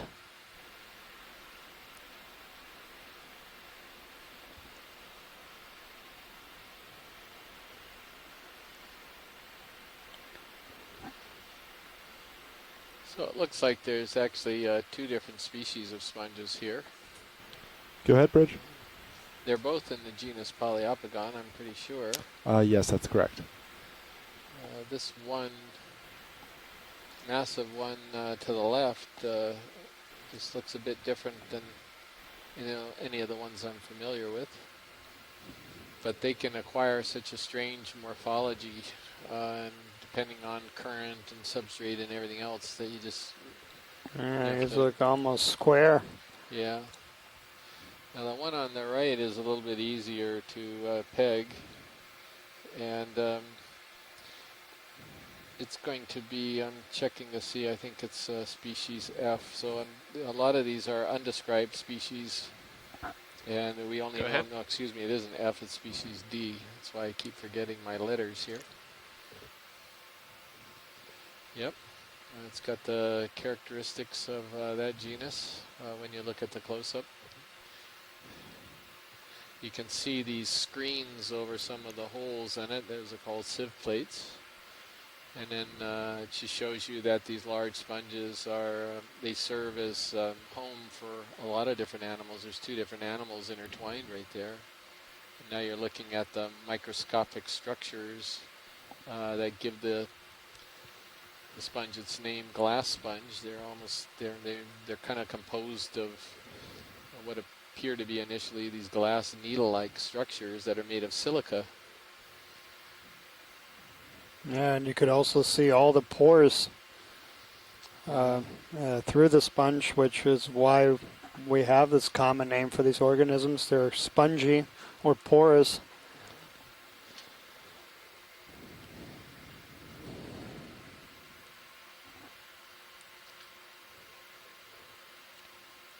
Some of the simplest animals, but very important group in particular for creating habitat for all kinds of other invertebrates that live in and around these large sponges.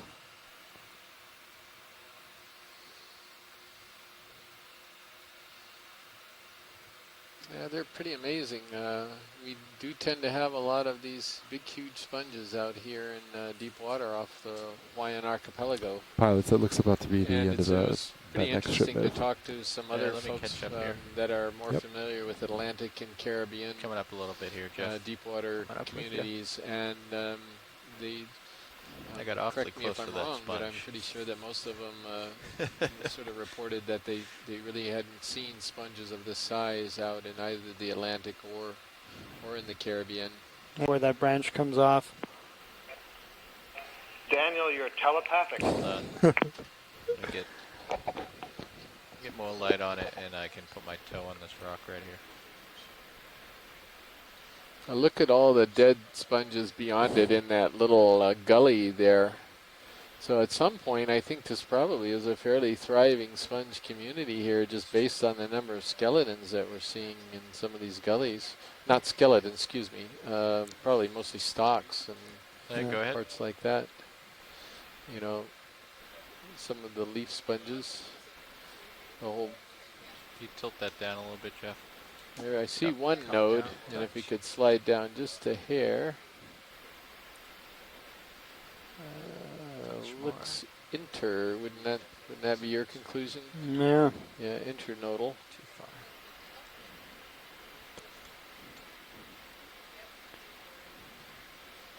Yep, bring it back. And this has been of great interest to Scott France, who has been following our expedition very closely. These cases where you have a whip coral that has a single or maybe a couple branches, understanding whether that is just a young colony that might be just in the beginning of branching more in the future, or whether that's just another colony settling on an already existing one. And yeah, in this case, it looks like it's clearly a branch. It doesn't look like it's settled there on a dead piece of the whip coral. Thank you. That was a beautiful close-up. One of the reasons why we're interested in that, what's so fascinating is, you can clearly see this thing must have grown for a very long time before it ever put out one branch. And we've seen plenty of bamboo corals that branch very close to the base, and so you could predict that they would branch at a very early age. And in terms of the biodiversity pilot the of new the areas that we're area is visiting, about we would 075 like to now. know if, when we see a whip, can we be assured that that is a species that is different from something that is branching, sparsely branching? What these observations tell us is no, we can't. It may be that the whips are just younger versions of the ones that are branched, or at least some subset of the ones that are branched. Some of the big fans, it's obvious that they're quite different. And so only by careful study and collection can we determine Yeah, quick zoom here. thing. So thank you for the close-up. Absolutely. Thank you, Scott. Quick zoom here, That's Joe. some more rock pen. Thank you for the close-up. Absolutely. Thank you, Scott. Quick zoom here, Joe. That's some more rock pens, which we already imaged. A little pretty beat up Stauropathes. Yeah, that other.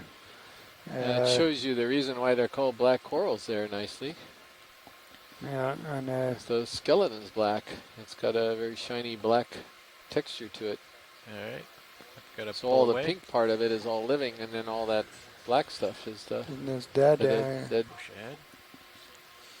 So Nav, I don't have. Yeah, very interesting that we've seen two different color Pilot's morphotypes of that genus, Asteropathus, in this dive, and we hadn't seen that on any of the previous dives. 080. Yeah, I'm And seeing you that could also too. see the squat lobsters. These are common commensals in a Does lot look of like these it should corals, and we're be coming up relatively on flat. another one of these. Oh, massive Yeah, it should be a pretty shallow Piranapathes. slope Look at the anyway. size of this guy. Yeah. Yeah, Wow. We're heading Is it? off. Yeah, isn't it? Or is I it? I think it's a Bathypathes. I think it's a Bathypathus. Bathypathes. Okay, We've been sorry. heading back this way that. towards it already. You got Oh, we me have? looking for Yeah. Piranapathes Yeah, it was the everywhere last now. I 075 see them at was night just when I'm towards it. sleeping. Okay. I count Piranapathes when I go to bed. And Yeah, so the Paranthropathus would have more of a bottle brush with more branches coming all around the main stem, and yeah, this only has two coming off. And yeah, that's an absolutely spectacular colony, and yeah, but no more spectacular than the beautiful yellow Bolosoma sponge behind it, which is certainly giving it a run for the money and Yeah. the most That beautiful looks good. animal in the scene. Now that sponge is really attractive, but Sounds perfect. so is this coral. As a matter of fact, these are beautiful creatures. yeah. That would be a Bathypathus conferta. Bridge, this is Nav. And since we're looking at branch points, you see this multi-headed sponge to the right? It's actually of interest to determine whether or not that's a natural branch point or you're having post-settlement. All right, can I get a these ship move of Calipacus, 40 one on meters top of at each other. 075 Very similar to what we were degrees at discussing on 0.2 that bamboo knots? coral earlier. Yeah. Discussing on 0.2 that bamboo knots. coral earlier. And I've seen these before, but there was never a good perspective, but this is actually a pretty Okay, good come on in. perspective. I hold that. And you can So see that- hydroids on the stock. Thank you. So my guess is that's natural. A couple of them have broken off, but it looks like they've got up to this point in their growth, and then they just started producing these pom-poms out. Yeah. Yeah.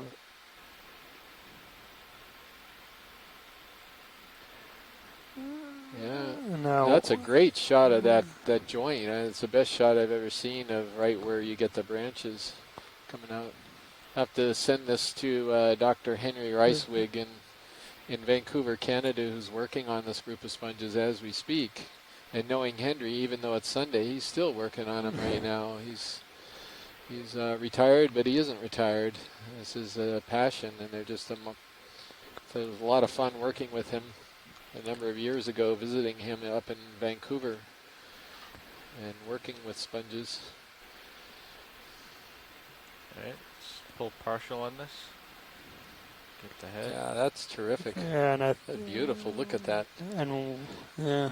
I even think this sponge could give your coral a run for its Well, money. I didn't want to interrupt there, but once we're done imaging this, there's two black corals side by side to our right, and they look like they're the same species but different color variations. Yeah, but oh, those guys. Which look is at that. All right, now we're really, game on right here. Game on in the most beautiful competition. Well, this is quite fascinating. As I mentioned earlier, we've seen this quite a few times where you have different color variations in the same species, and yeah, those two look very similar in the branching pattern and everything else, and yeah, just having these two different colors. Now, black corals, all the species we know of, where we have that kind of data, they are separate sexes, so they have trees that are either male or female. And yeah, so in a lot of times these color changes have been up a little bit and then come on in, Joe. attributed to either the females being full of eggs and that causing the color changes. But yeah, it's very intriguing. That is an amazing view. They really are. They're side by side, totally different color morphs. And also the scene is just gorgeous here. There's so much color in the scene right now. There's just this annoying sponge that's blocking the view.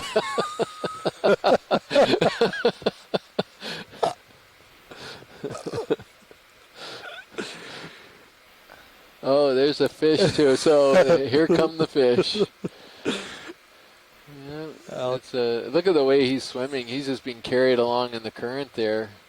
Head up, which is kind of an unusual, well, maybe it's not that unusual, but All right, come on in. you often don't see him head up like that. Yeah, that is very interesting. That is gorgeous. Look at that. Yeah, beautiful video there. Sponge is still going to give us trouble. Yeah.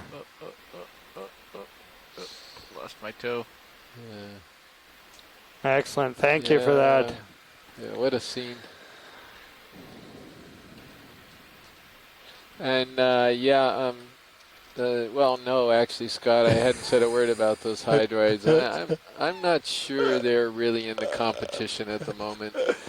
With beautiful yellow stocked bolosoma sponge and 2 different colors of Staropathes and a beautiful converta, and then yeah, go ahead. I'm not going to praise the hydroids at the moment. I'll praise them later. Yeah. Can you turn and face me, Jeff? Is that okay, or are you worried about the cliff? I'm not worried. Okay. Turn and face you.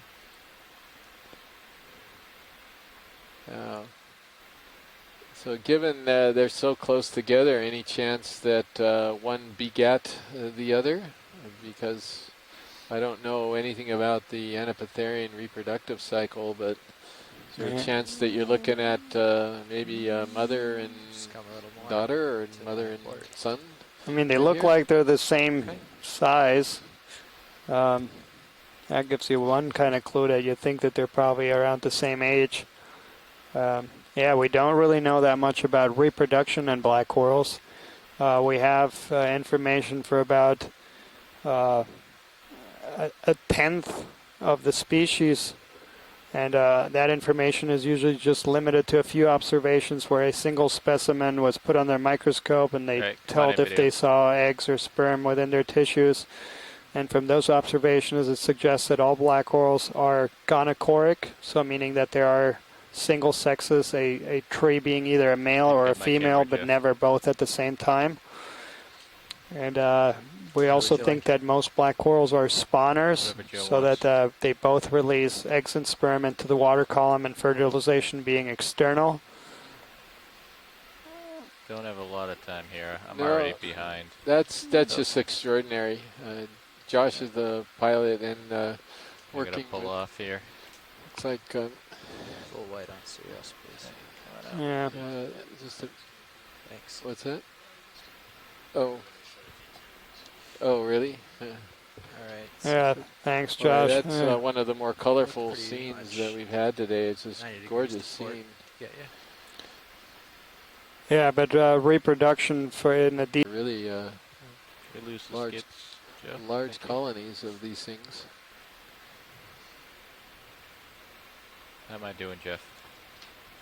Keep coming to your starboard. I'm still off track. Some more dead sponge and maybe some coral branches. Looks like some dead coral branches in there too, in that little gully. But I would acquire the really spectacular colonies of this Pleurocorallium kishinoi.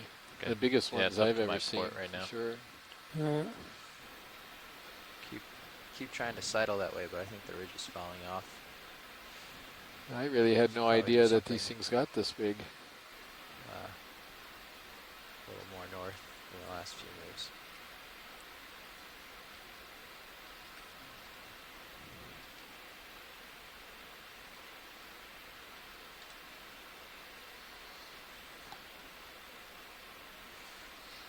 Like another Tritopleura there. And then another Metallogorgia.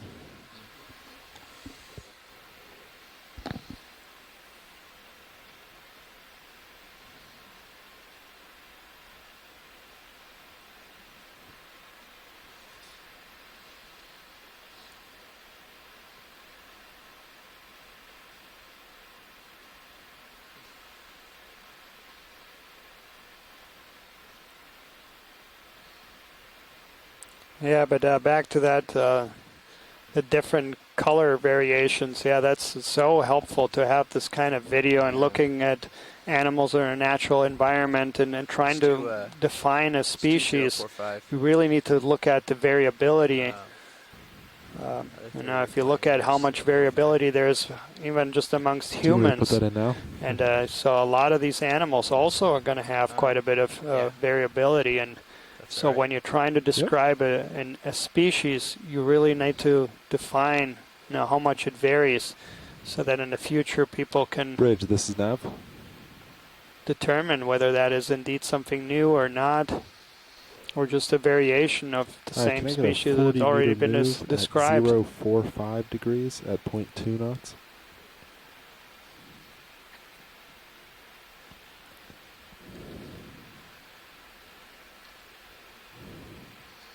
So a lot of the substrate here is really broken up and cracked. Presumably a lot of these, all of the rubbles you're seeing on the sediment have come from the rocks to probably to the left of this, just breaking up over time and just accumulating on these flat little terraces. Yeah. What geological occurrence makes all these things break apart? I can't hear. Watch the co-pilot. Roger, co-pilot, go ahead. What causes all this breaking up? Old age, I think. I mean, that's what's happening to me, at least. So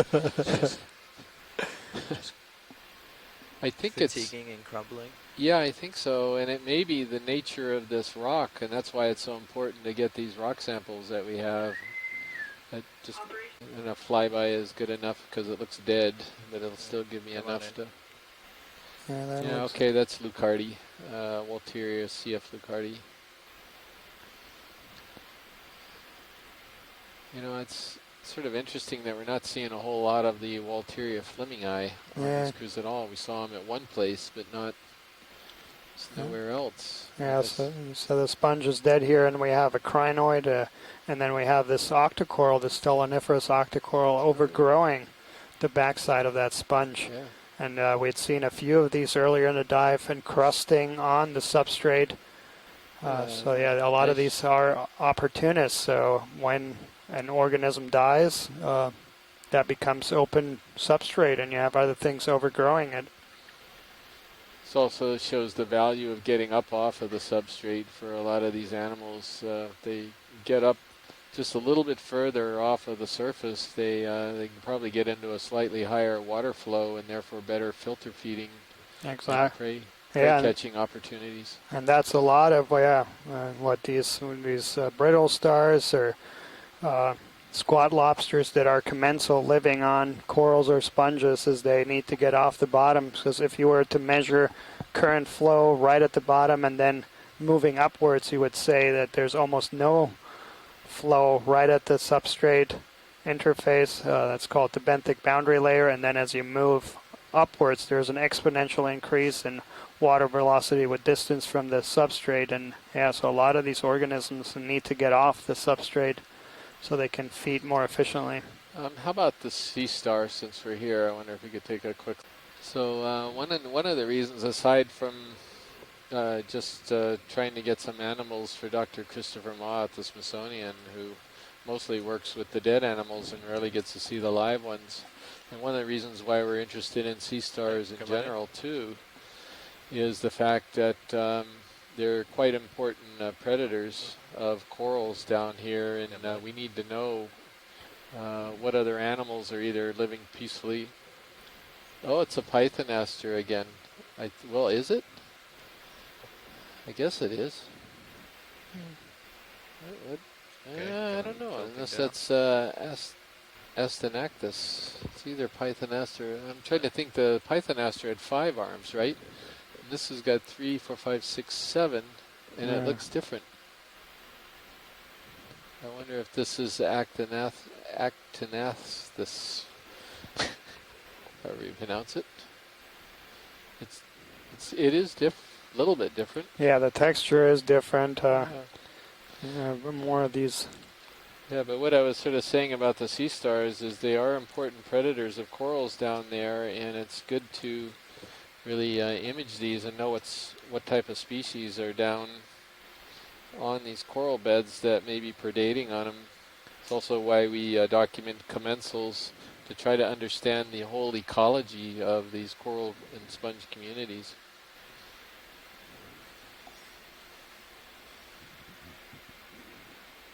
Yeah, I think that's it.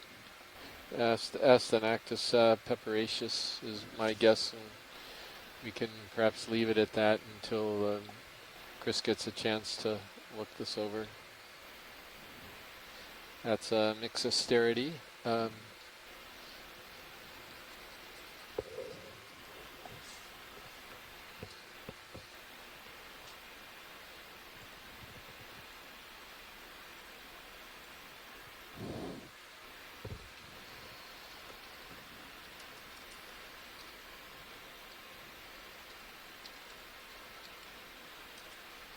Let's see, we got a couple comments here. I'm sorry I haven't been monitoring the chat. It's right between the last two waypoints is where we are right now.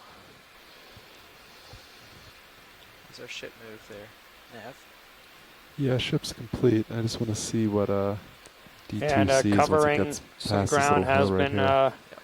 one of our objectives too, is that, as you can see, there's a lot of patchiness in the habitat. So if you just are covering a small area, that might not be representative for the area on a bigger scale. So that's why we're trying to survey bigger areas to get a representative feel of what these communities really look like. You might be just landing on just a very distinct patch that is nothing like anything in the surrounding area. So scale is important. Yeah, look at these big sort of grooves in this rock. Jonathan, if you're out there, what are we looking at here? What are these grooves? Is the rock just separating, or is erosion that's creating these channels? What do you think about 6.0 or 6.5? I have no idea. We've seen them the entire dive. We've seen a bunch of cracks that are running and trending along the ridge line. I guess you guys were saying that the current was more or less from north to south. Is that correct? Yeah, this afternoon it switched and it was actually coming across the ridge, perpendicular to the ridge. Sorry, what degree bearing did you agree on? Well, that kind of squashes the whole 065. Okay. erosional channel type of thing. So you would expect that if there was a more east-west current, that it might be eroding these channels into the rock. So that would suggest that they're more or less tectonic, but they're kind of closely spaced as far as parallel distance, but they're not consistent and intermittent along the ridge, so I don't know if it's an actual fault plane. I'm not really sure what to make of these things. They're really weird topography up here. I don't know. I'm sorry. 060. You got it.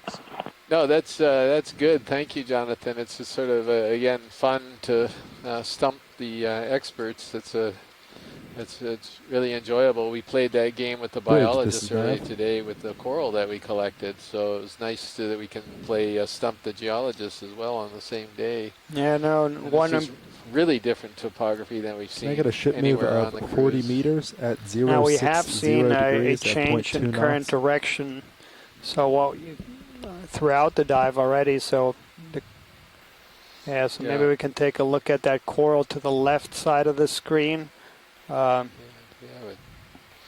Get over there.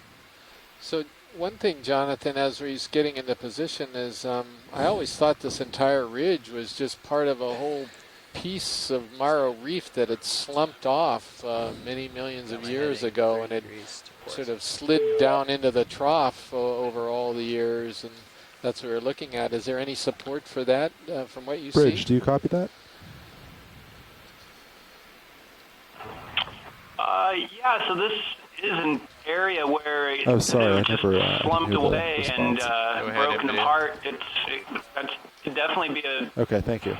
plausible explanation for the ridge. Again, it would end up being erosional in that case, so it's hard to say.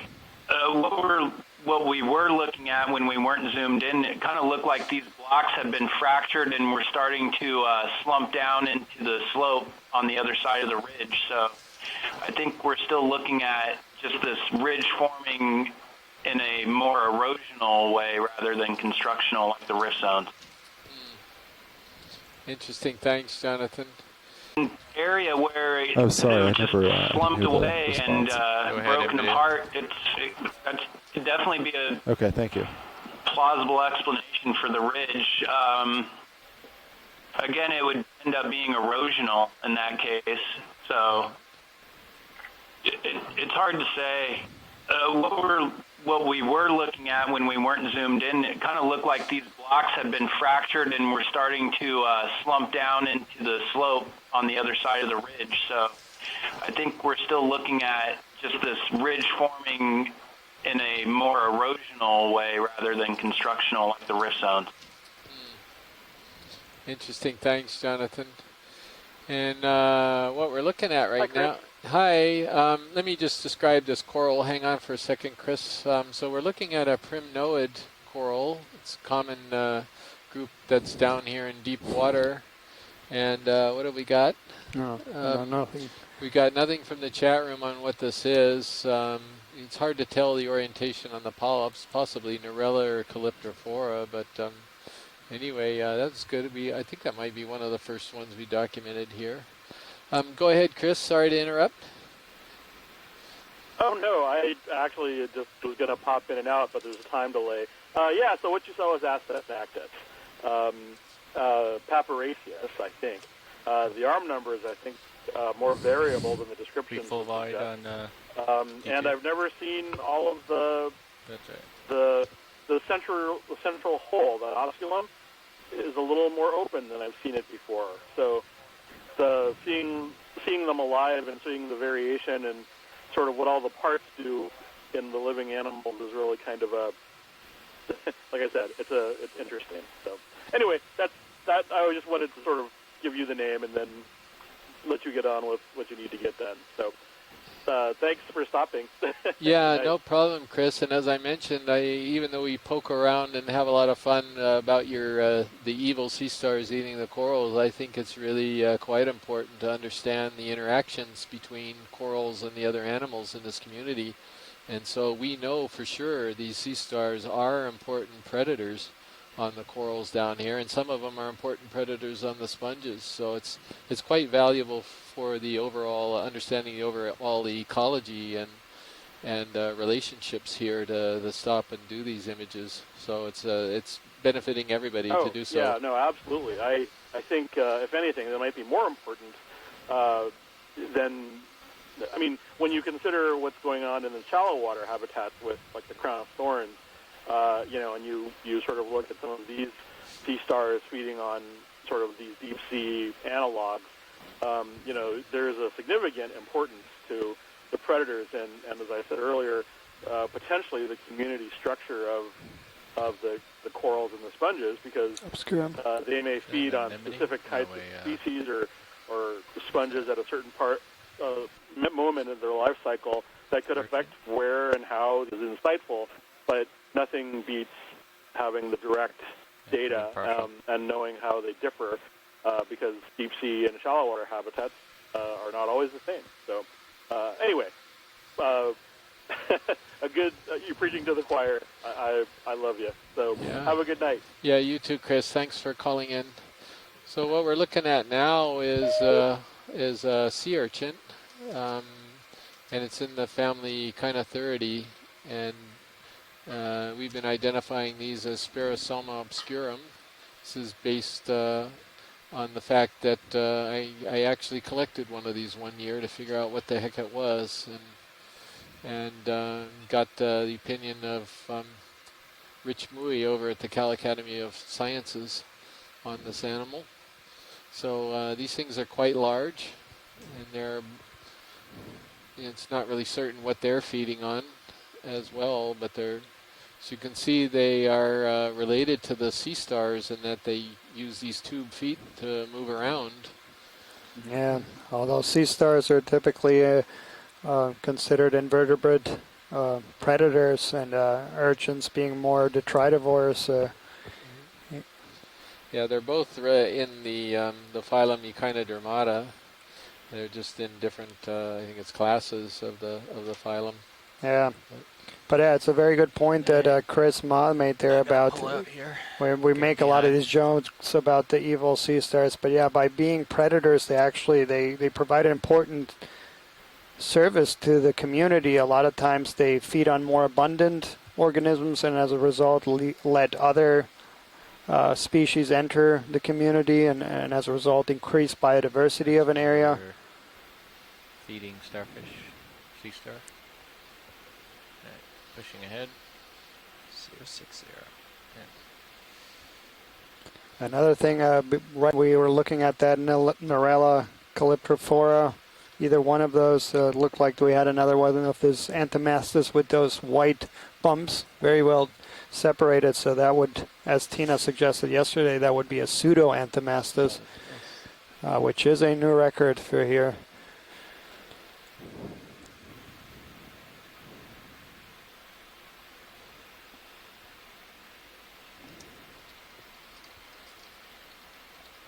I wonder if over the years that the Hawaii Undersea Research Laboratory at the University of Hawaii that operates 2 submersibles, I wonder if they've actually recorded the pseudo-Anthomastus in their video archives, but we never really recognized it. We really didn't understand the differences in the Anthomastus and pseudo-Anthomastus, so we just lumped them all as Anthomastus. And Yeah. you know, if we knew what we were looking at, we might have, had this record perhaps quite a while ago. And it'd be interesting. I'm not sure we can see that kind of detail though from the submersible video. So yeah, the imagery we're seeing here is just extraordinary. We're able to get down and actually see the tiny little bumps on the top of it. So yeah, that really highlights two of the unique features of this vessel. In particular, is the high quality video, and then this telepresence ability is that we can draw from a much broader pool of scientists through the telepresence capability that are able to watch the video in real time and provide feedback and guide our observations. little Paragorgia over there on the left. And we are currently at 1,577 meters on the seafloor on a ridge northwest of Maro Reef, which is an atoll in the northwestern Hawaiian Islands within the Papahanaumokuakea Marine National Monument. Yeah, Maro Reef is actually a very small island. It only has a 1 acre of land, and that's only at low tide. At high tide, you just have a few rocks cropping out. The name Maro Reef came from Captain Joseph Allen, captain of the ship Maro that discovered the island in the early 1800s. So he didn't actually run into it like the Pearl and the Hermes, right? He actually just discovered it. Yeah, it was that's good. But that's an interesting point. Yes, a lot of the islands here are actually very flat, and there's not a lot of area exposed, particularly at. So you see this pattern going on where you see a lot of the corallium on these block. Oh, and we have another one of these absolutely beautiful black coral towering over all the other corals.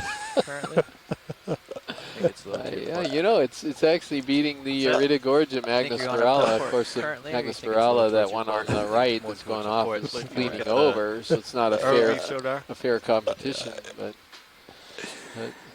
that is one big Bathopathes, presumably conferta. Yeah. Okay, so.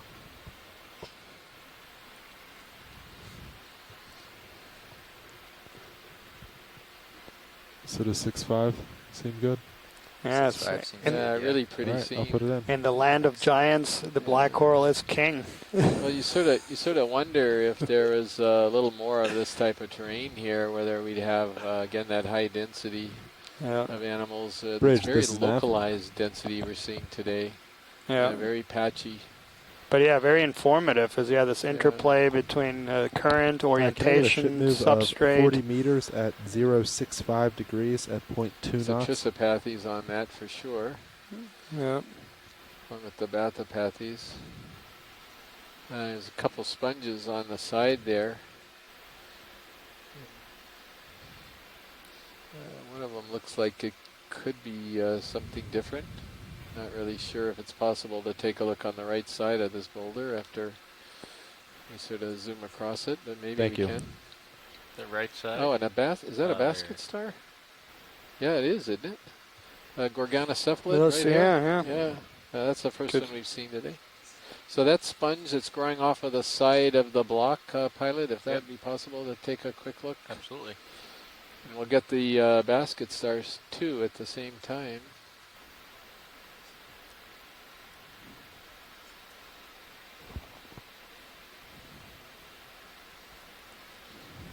It's our small polyalpidon, I think. Pushing it. Up. Funny shape. Now this is also, these are very young versions, I think, of those massive sponges. This looks like the definitely a pharyngematid. You can see the little root, the spicules that cling to the rock. It doesn't have a solid attachment base. And I'm assuming that we're looking at just a young version of one of those giant massive ones. And a lot of stoloniferous, that's great, thank you. Yeah, there you can see the little rootlets a little bit better, the modified spicules that anchor the sponge to the rock. Yeah, and then a lot of this stoloniferous octocorals and all around carpeting the substrate. Are they octocorals? Yep. Can you see the branches on the tentacles? Yeah, I copied that. I don't. Do we want to see those other two sponges? I mean, you have to zoom in, but they look hairier. I mean, you can see that there are 8 tentacles. Kind of see a little bit of fuzz there. Okay. But you can count 8 tentacles. And a little bit more you here. Got any? Following focus. Yeah, okay. Stoloniferous octocorals from Scott France.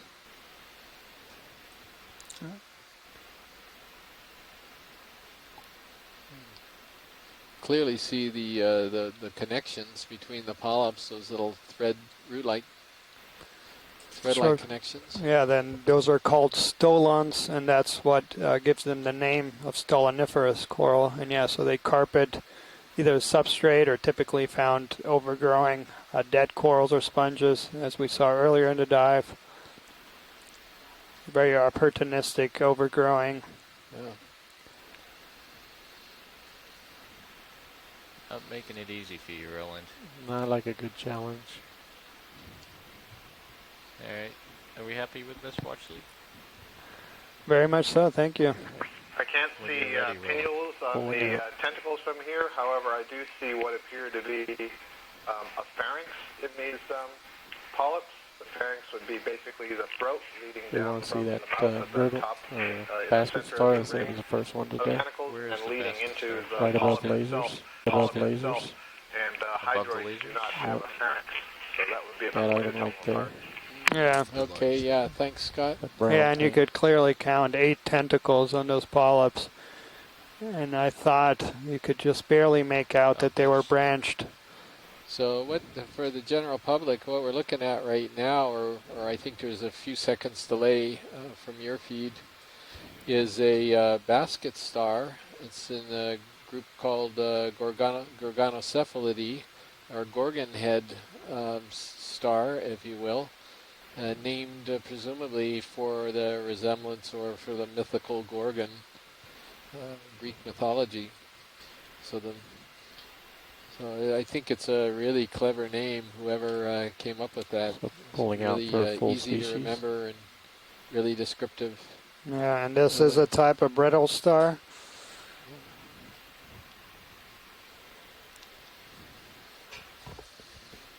But a lot more elaborate branching of his arms. Yeah, so we do have both Rhodaniridogorgia and Iridogorgia here on the top of this block. Yeah. It's Iridogorgia right there to the left of the screen, and then the Rhodaniridogorgia is further up on the block. Yeah, nice little diverse assemblage right here on the small pinnacle.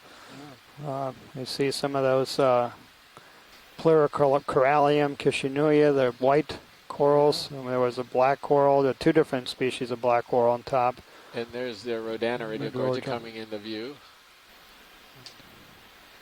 Yeah, the white, right, as you mentioned, radiogorgia there over to the left. And there's a dead bamboo coral that we just passed to the left. Coral in the back. And now coming into screen is one species of black coral, the lower part, Stauropathes, and then next to it is Chrysopathes. Nice view of this diverse assemblage. Max zoom. Max. And unfortunately, I've got to move on here. Actually. Sure. Thank you. And really highlights this scale. Depending on what area you're looking at, you could get a completely different picture of what the dominant communities are. And that's a common question when studying the deep sea, is because it is so hard to get to these environments and you don't really get that much observations. Is how many observations are enough so you can get an accurate representation of what's there. And of course more information is better. So I guess we shouldn't be surprised. Looking good. So I think what's going on these little channels is we have some sort of layer that's sitting up on top, probably made by some lava flow, and the ridge is so narrow that it's unstable on either side, which is why some of these blocks are kind of slipping off onto the northern side of the ridge, and some of the others are slipping to the southern side. So when we get into these channels, I think that they've been separating for a long enough time that they're not necessarily the small narrow cracks that we've seen, but now they're these opened up channels from them separating from each other for a longer period of time. And then we get into these open areas right here where most of the layer that we're looking at, these boulders right now, have already been removed and slid down the side of the ridge. So Jonathan, are these channels, are they still separating or have they stabilized? Is this process ongoing or was it pretty much completed? Something on a large rip. Oh, it's not completed until this feature is completely eroded away. So it'll continue on geologic timescales, but it's just going off the screen. As far as them being stable, they might be a little bit more stable than, say, an overhanging cliff or something like that, of course. But no, they will sooner or later fall down to their fate on the seafloor. Well, I guess we're on the seafloor. They'll fall down the ridge line. Yeah, thanks, Jonathan. I appreciate it. Off the bottom of your screen. And there was a couple of interesting comments here again relating to the scale and how patchy these communities are. Asako meaning is just use the term patchy oases. And Scott pointing out how quickly you can go from a cluster of densely aggregated animals to a place that is more barren. Just a few meters next to it. And that's a really good way to describe it, Asako, the patchy oasis, because that's exactly what we're seeing. It's a really beautiful way to describe this scene. Absolutely.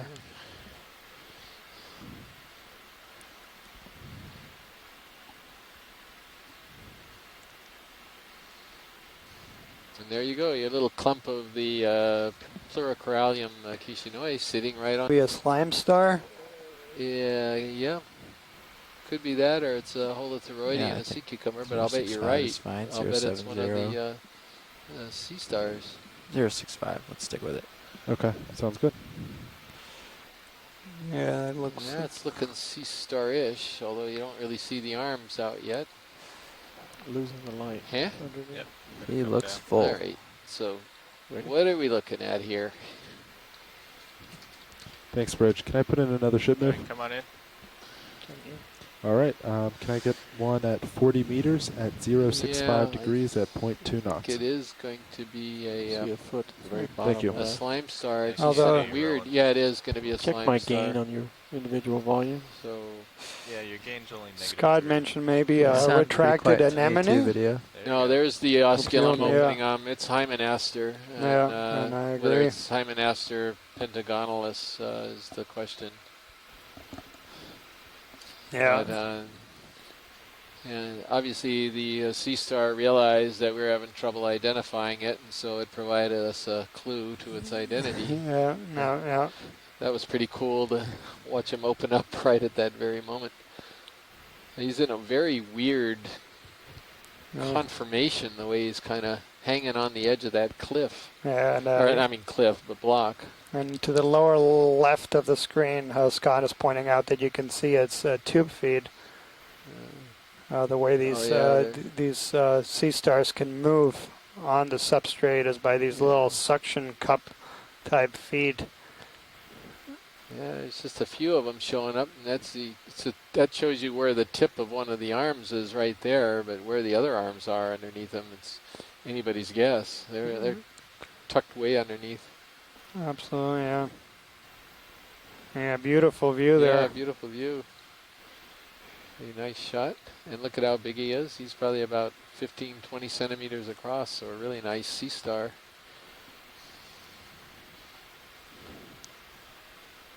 I'm not sure how to make my Good mic view of any the louder manganese to you guys crusting other than on you the adjust my block gain too that over he's here. sitting on. Fine now.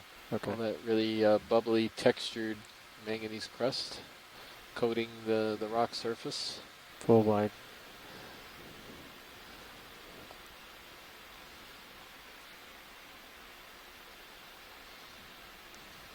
I have Sorry to about admit, that. I was actually hoping for Grimpeteuthus, one of the finned octopuses down here. I thought it might be one sitting there, but alas, we'll have to settle for a sea star.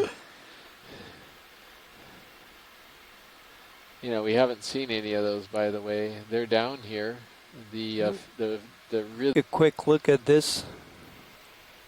Is that just a big Stauropathus? It looks like it, yeah. Yeah, it looks like it. Yeah, quick snap zoom is enough. Alright, come on in, video. Yeah. Yeah, that's exactly what it is.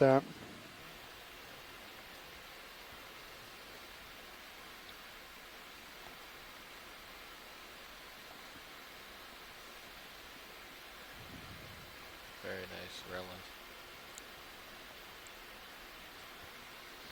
Drifting away. So we are about 40 minutes away from the end of the dive, and we'll keep an eye out for a second biological. I haven't seen anything Going that full would screen. represent a potential new species or a new Record, record, yeah. but we'll keep our eyes out and Yeah. see if we can find one last thing here to fill our quota. And if we don't find a specimen, that's okay too. We just Yeah, I mean, we're collecting a lot of information with these videos, and Full wide. and we're running out of Yeah, alcohol so- too, so from a practical standpoint.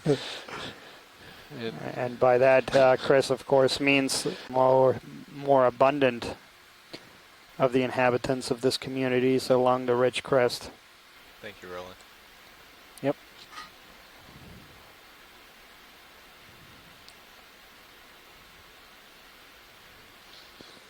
One thing that might be worth trying to collect is if we see one of those curled arm yellow-green crinoids that we don't really know. I don't know if it's going to swim or not, and this isn't one of them, I don't think, up here, but we could keep an eye out for that.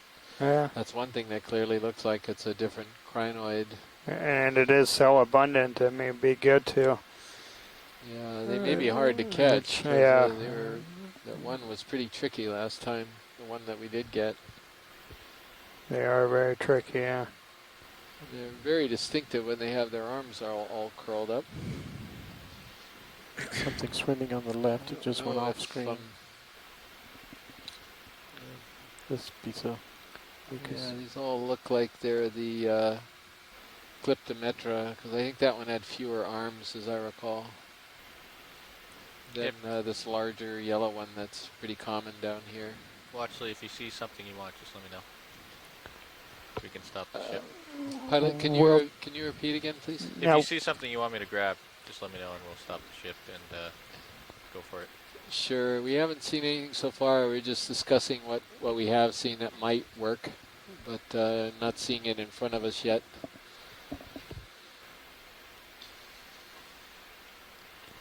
Yeah, I do want to take the opportunity just to thank again our shore-based scientists joining us here on Sunday. Much appreciated. Thank you.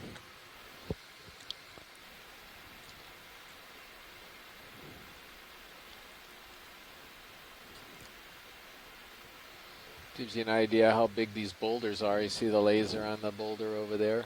Yeah. They're really good-sized boulders. Yeah, good thing we already have our rock sample quota met. You're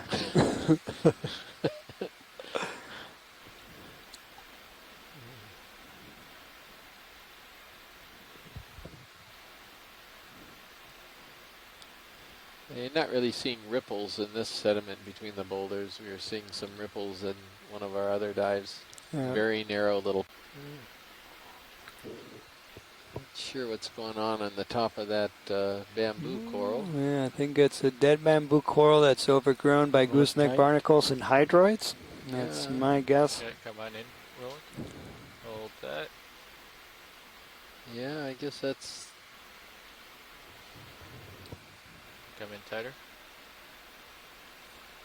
All right, so now, Scott, I'm willing to acknowledge the hydroids. We finally got a example here of a worthy I have a lot of time to keep hydroid here at the end of this. Only because there's no sponge in view, no doubt. Yeah. Falling line. And Scott is pointing out that that whip coral, that bamboo, unbranched bamboo coral, is not dead yet. Yeah, you could still see tissue and certain parts, but you do see quite a bit of exposed skeleton there as well. So corals, just like humans, they have a skeleton in the interior and then the tissue is overgrowing it. And a lot of times, yeah, the skeleton is a very different coloration than the tissues. Less this terrain. Boy, is this wild. Wow.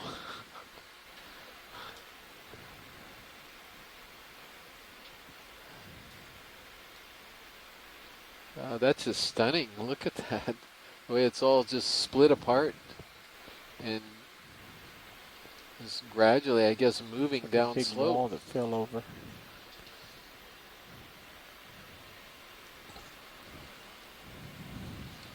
Copilot, does it look like around maybe 0.885?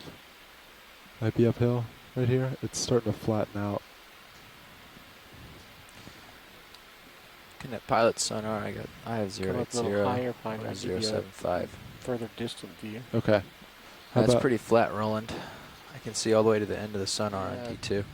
I'm just going to give a visual Pretty view. fascinating. I wonder what each of these 0.75 will put these us in slabs the is. They're probably about a half a meter right direction for high, waypoint if 4. not more. And How some does of that them sound? are thinner, and then some of the other ones are Cool. quite Sure thick. thing. All right. Yeah. And that was the dominant Can I get a ship move species of 100 when we started meters to dive, at just on the 0.75 south side of degrees the at the 0.2 ridge, on the knots. flank of the ridge. And then as we reached the ridge crest, it gave away to these white corallium, pluricorallium, as well as iridogorgia that seem to be more abundant here on the ridge crest. Thank you. So this has been really interesting. Good view from Yeah. Sirius's Again, one camera. of these really nice blends of close-ups and surveying, getting some distance as well, and grabbing a few things. Yeah, some very valuable specimens I think we collected, and then yeah, we imaged quite a few things. Extremely informative today's dive.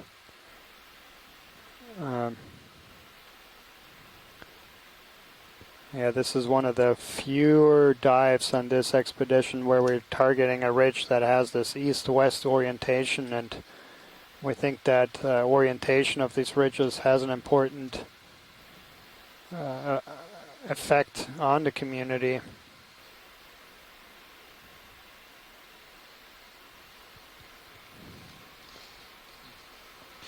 I'd sidle left a little, sidle port a little as you go. It's starting to tug me.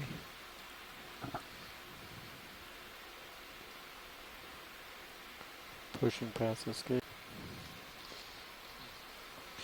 I'd sidle left a little, sidle port a little as you go. It's starting to tug me.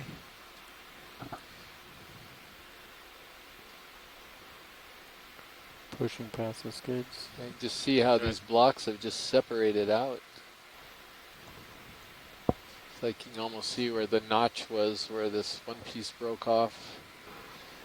Yeah, it's probably my imagination, but...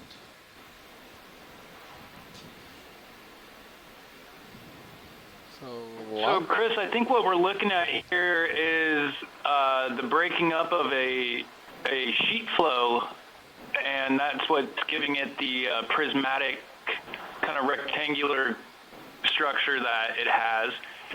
But the big question is now, did the sheet flow erupt on this ridge and from this ridge while the ridge was here, or is it just an erosional feature that now that each side of the sheet flow is dipping down towards the ridge, the side of the ridge?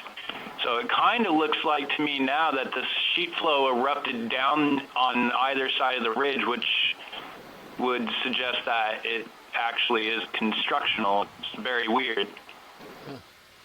Yeah, well, thanks, Jonathan. And I'm sure you were looking when we went over that really amazing scene where you just saw Sponge what you're left talking that about, rock. that looked like a sheet of rock that was all split apart and moving apart. It was just a really beautiful scene.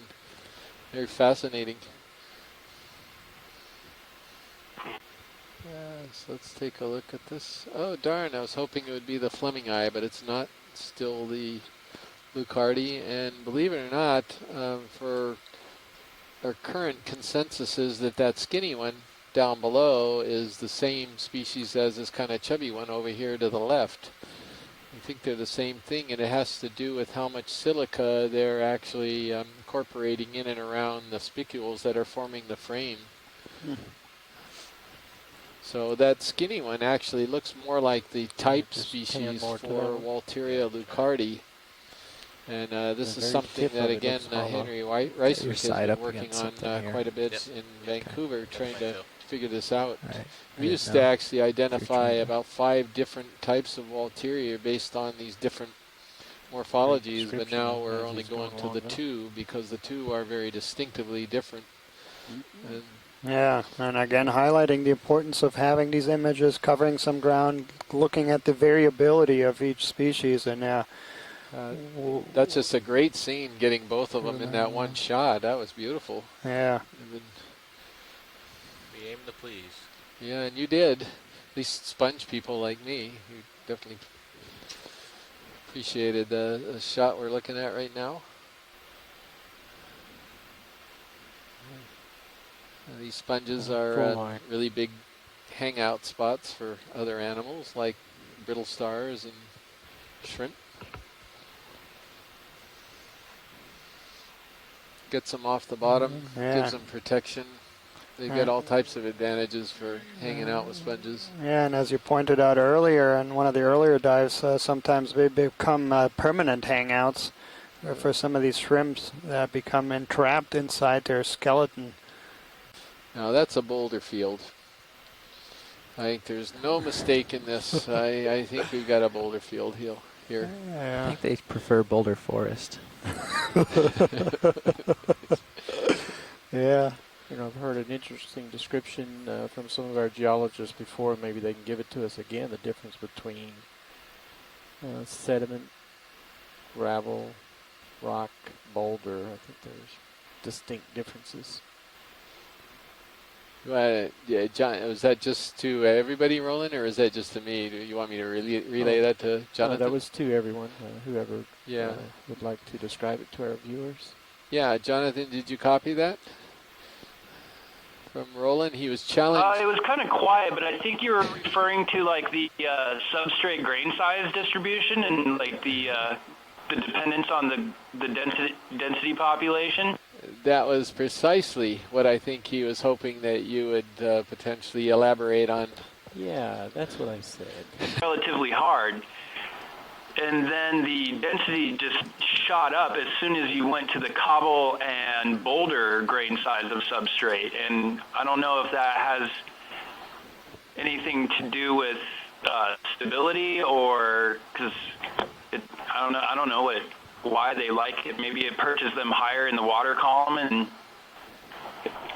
is a little bit more advantageous to their feeding. But yeah, I noticed that relationship yesterday, that they definitely don't prefer the smaller gravel size beds as much as they do these cobble boulder size beds. Yeah, and that's something that we've seen over and over again. I think some of the people, perhaps next week when it's not a weekend, that have done some research in the manganese nodule fields would agree that you're not really seeing a lot of these large colonies of Cnidarians, these deep water corals, in nodule beds. I've come across seamount nodule beds before on some of the submersible dives I've done, and they're usually very, very, yeah, it looks like a cup coral, all right. That's a hard coral in the group Scleractinia. That's what I'm And you can kind of see that it's a hard coral because you can see the hard parts right through the transparent tissue. And Asako Matsumoto, regarding our discussion, she was also pointing out that it is a good place to get food on higher places. A lot of animals try to get further up. Yeah. Well, and then when you have very large pinnacles, a lot of times is what you have is that you have kind of circulation current pulling out, or circular circulation features around the pinnacle itself. These Taylor columns, they call them, extending over quite a bit of time. It's another one of those chironasters, I guess, right? Looks like that red and white sea star there. We're seeing it on edge. Yeah. Yeah, looks like it's the same thing. Do a quick zoom. It's got the spines, I think, doesn't it? Yeah, that's the one that he identified as Chiroaster. Chiroaster, excuse me. So I kind of blew it. It wasn't Caliaster. I had stepped out briefly when he actually came on to ID that. And we don't actually have a record of Chiroaster in the animal guide, and so this is the first time that we're seeing it on this cruise. It was. Go ahead. So this would be a primnoid coral. Yeah. That would be my guess. Let's see what other people have to say. I see Scott France thinks it's also a Candidella as well.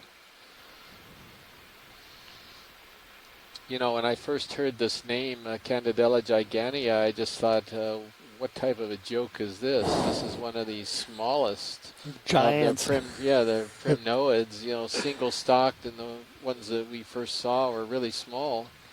And it isn't until you actually see one at the Smithsonian and really get a close look like this of the coral polyps that the name, I think, is more related to the size of the calyx and the polyps than the actual colony itself.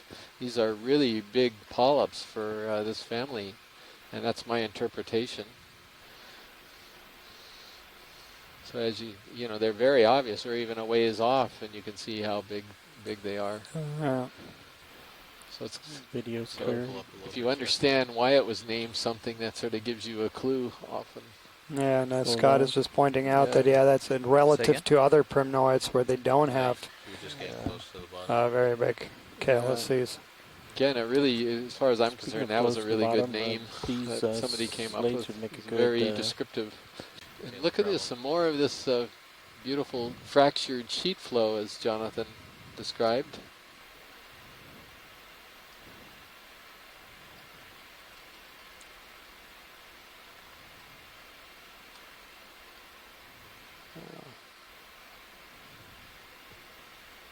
Looks like this. Yeah, here's some more of that sheet flow that's breaking apart and kind of sliding right down the hill here. This is just really very interesting structure. Yeah, it sure is. It's This is just as interesting as some of those giant pillows that we saw earlier. It's just very different, but equally interesting. Yeah, but you can see what I'm saying, how it kind of drapes the surface of the ridge and starts to go down the ridge flank, and it really looks like it kind of just erupted on top of the ridge. It's really weird. You get a chance, Pilot. Why don't you push out? Yeah, I'm trying to push out. Oh yeah, the Sirius view. Look at that. We're just remarking on the overhead view from the Sirius camera sled above the ROV. Really shows the structure that Roland just pointed out to us.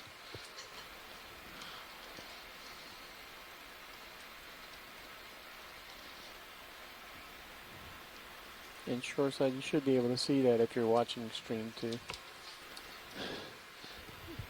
It's like a jigsaw puzzle. You can put these pieces right back together again. And just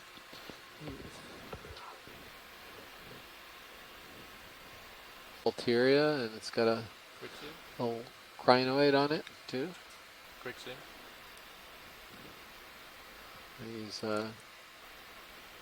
and that's what I would call the Atelocrinus with the really long filaments. Those are quite long. And a baby Anthomastus.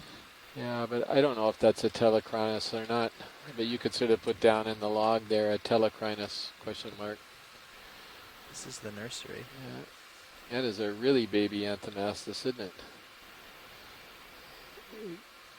Again, this is on what we're currently describing as Walteria CF Lucardi, the white glass sponge that this feather star is attached to.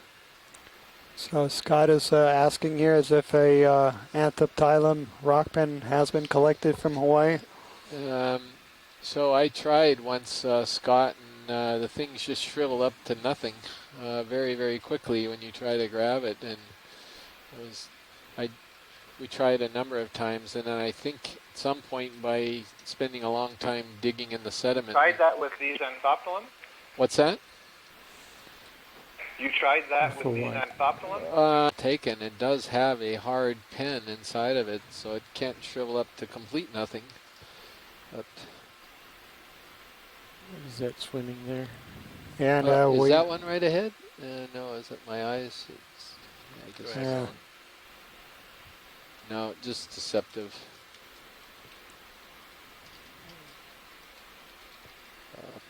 Polychaete worm.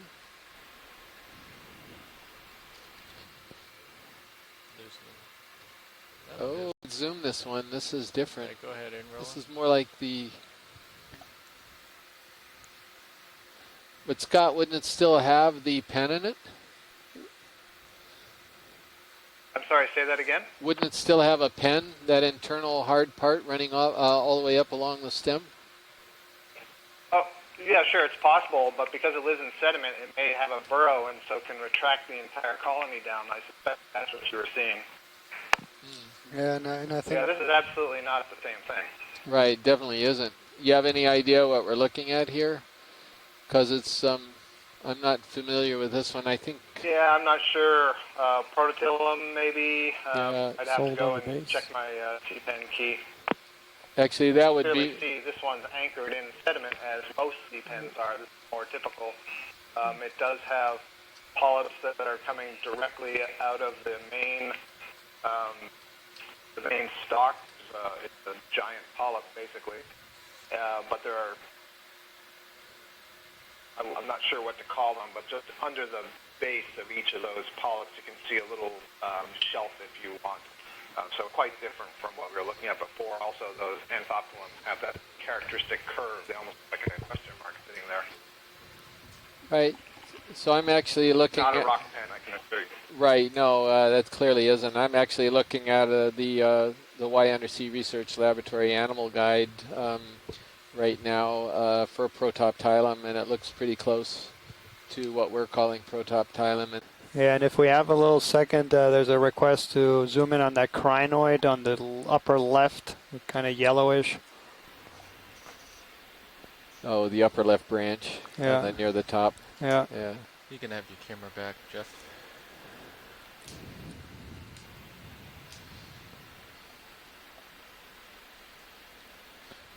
Yeah, look at the spines coming out of the calyces. I do this manual. I was in autos.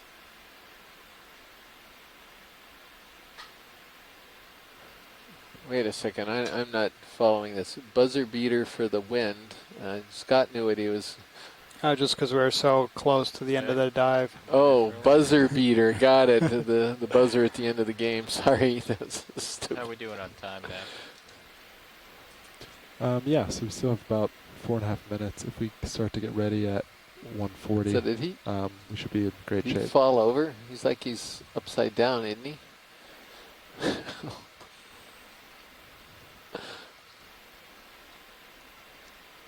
Hey, he's holding on to that backwards. He is, isn't he? We're talking about the feather star over there on the lower part of the screen. This yellow, beautiful feather star. He's sort of upside down. Yeah, and there's a couple comments about that here in the chat room. Oh, there are? Okay.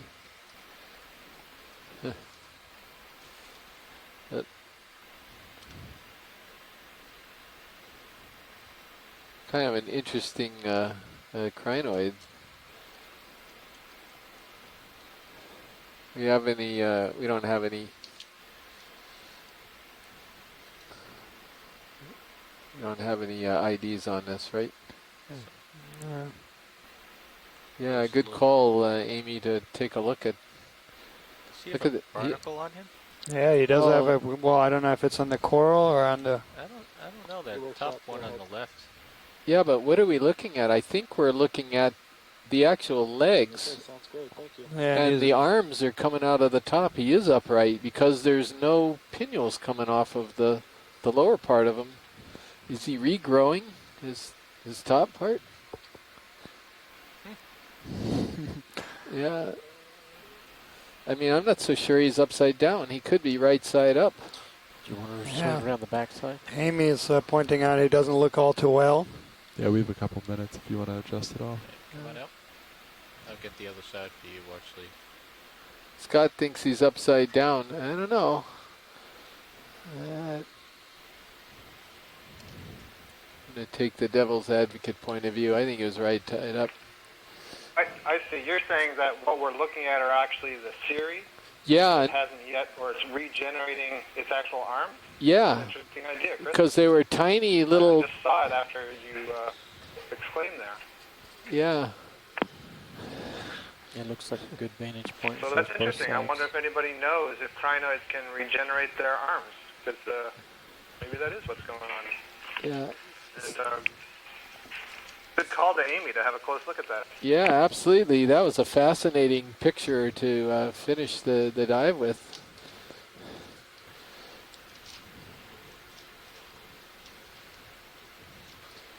I'm pretty sure we're going to be lifting off shortly. Okay, come on in. We're gonna get one more look at this before we go, and this will be the other side.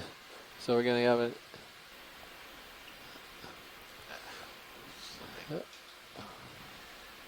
Almost. He's gonna Josh the pilot is gonna try to set this up and give us a look at the other side of this and see if that's actually true. Alright, go ahead. You're still floating. Yeah, I know. Be able to get this stable. Come on.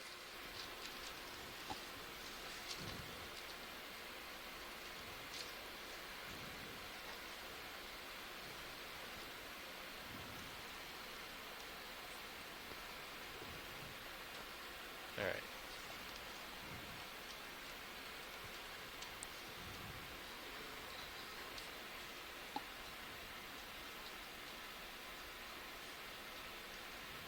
So I don't know. I mean, that's.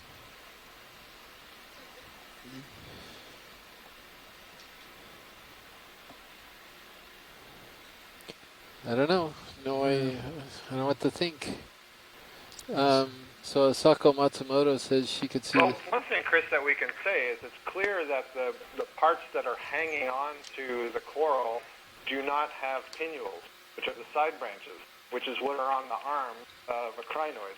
But those little things that you see sticking out do have pinnules. So those must be the feeding arms. And Right, you were right. that's Those about other all the things time are we the have. theory hanging on to the coral. So it is That's not about all the upside time we down. have. So good Yeah. call. All right. Yeah. Unfortunately, And that's bizarre. That's the first time I think any of us have that's the seen end of that. the show. So Okay, yeah, guys, thanks nice for second deal. the final look to everybody. yeah. Appreciate it. So yeah, we are out of time here. The nav has just informed us, so we are going to come off the bottom. How about 10 minutes? So yeah, with 10-minute break? with our shore-based scientists, we'll regroup and we'll meet on the teleconference line 10 minutes from now. At 1:50 Hawaii time. actually, it's going to be 3:50 Hawaii time. 3:50.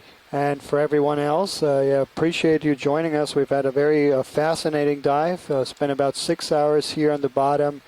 Collected a couple of very unusual coral samples as well as 2 rock samples that were very valuable. Imaged some very fascinating communities. Saw a stark contrast between what was on the flank of this ridge and what's on the top of the ridge. Imaged quite a few animals that we hadn't seen on this particular expedition, and we'll have another fascinating dive for you tomorrow. So until tomorrow, we say aloha and thank you for joining us.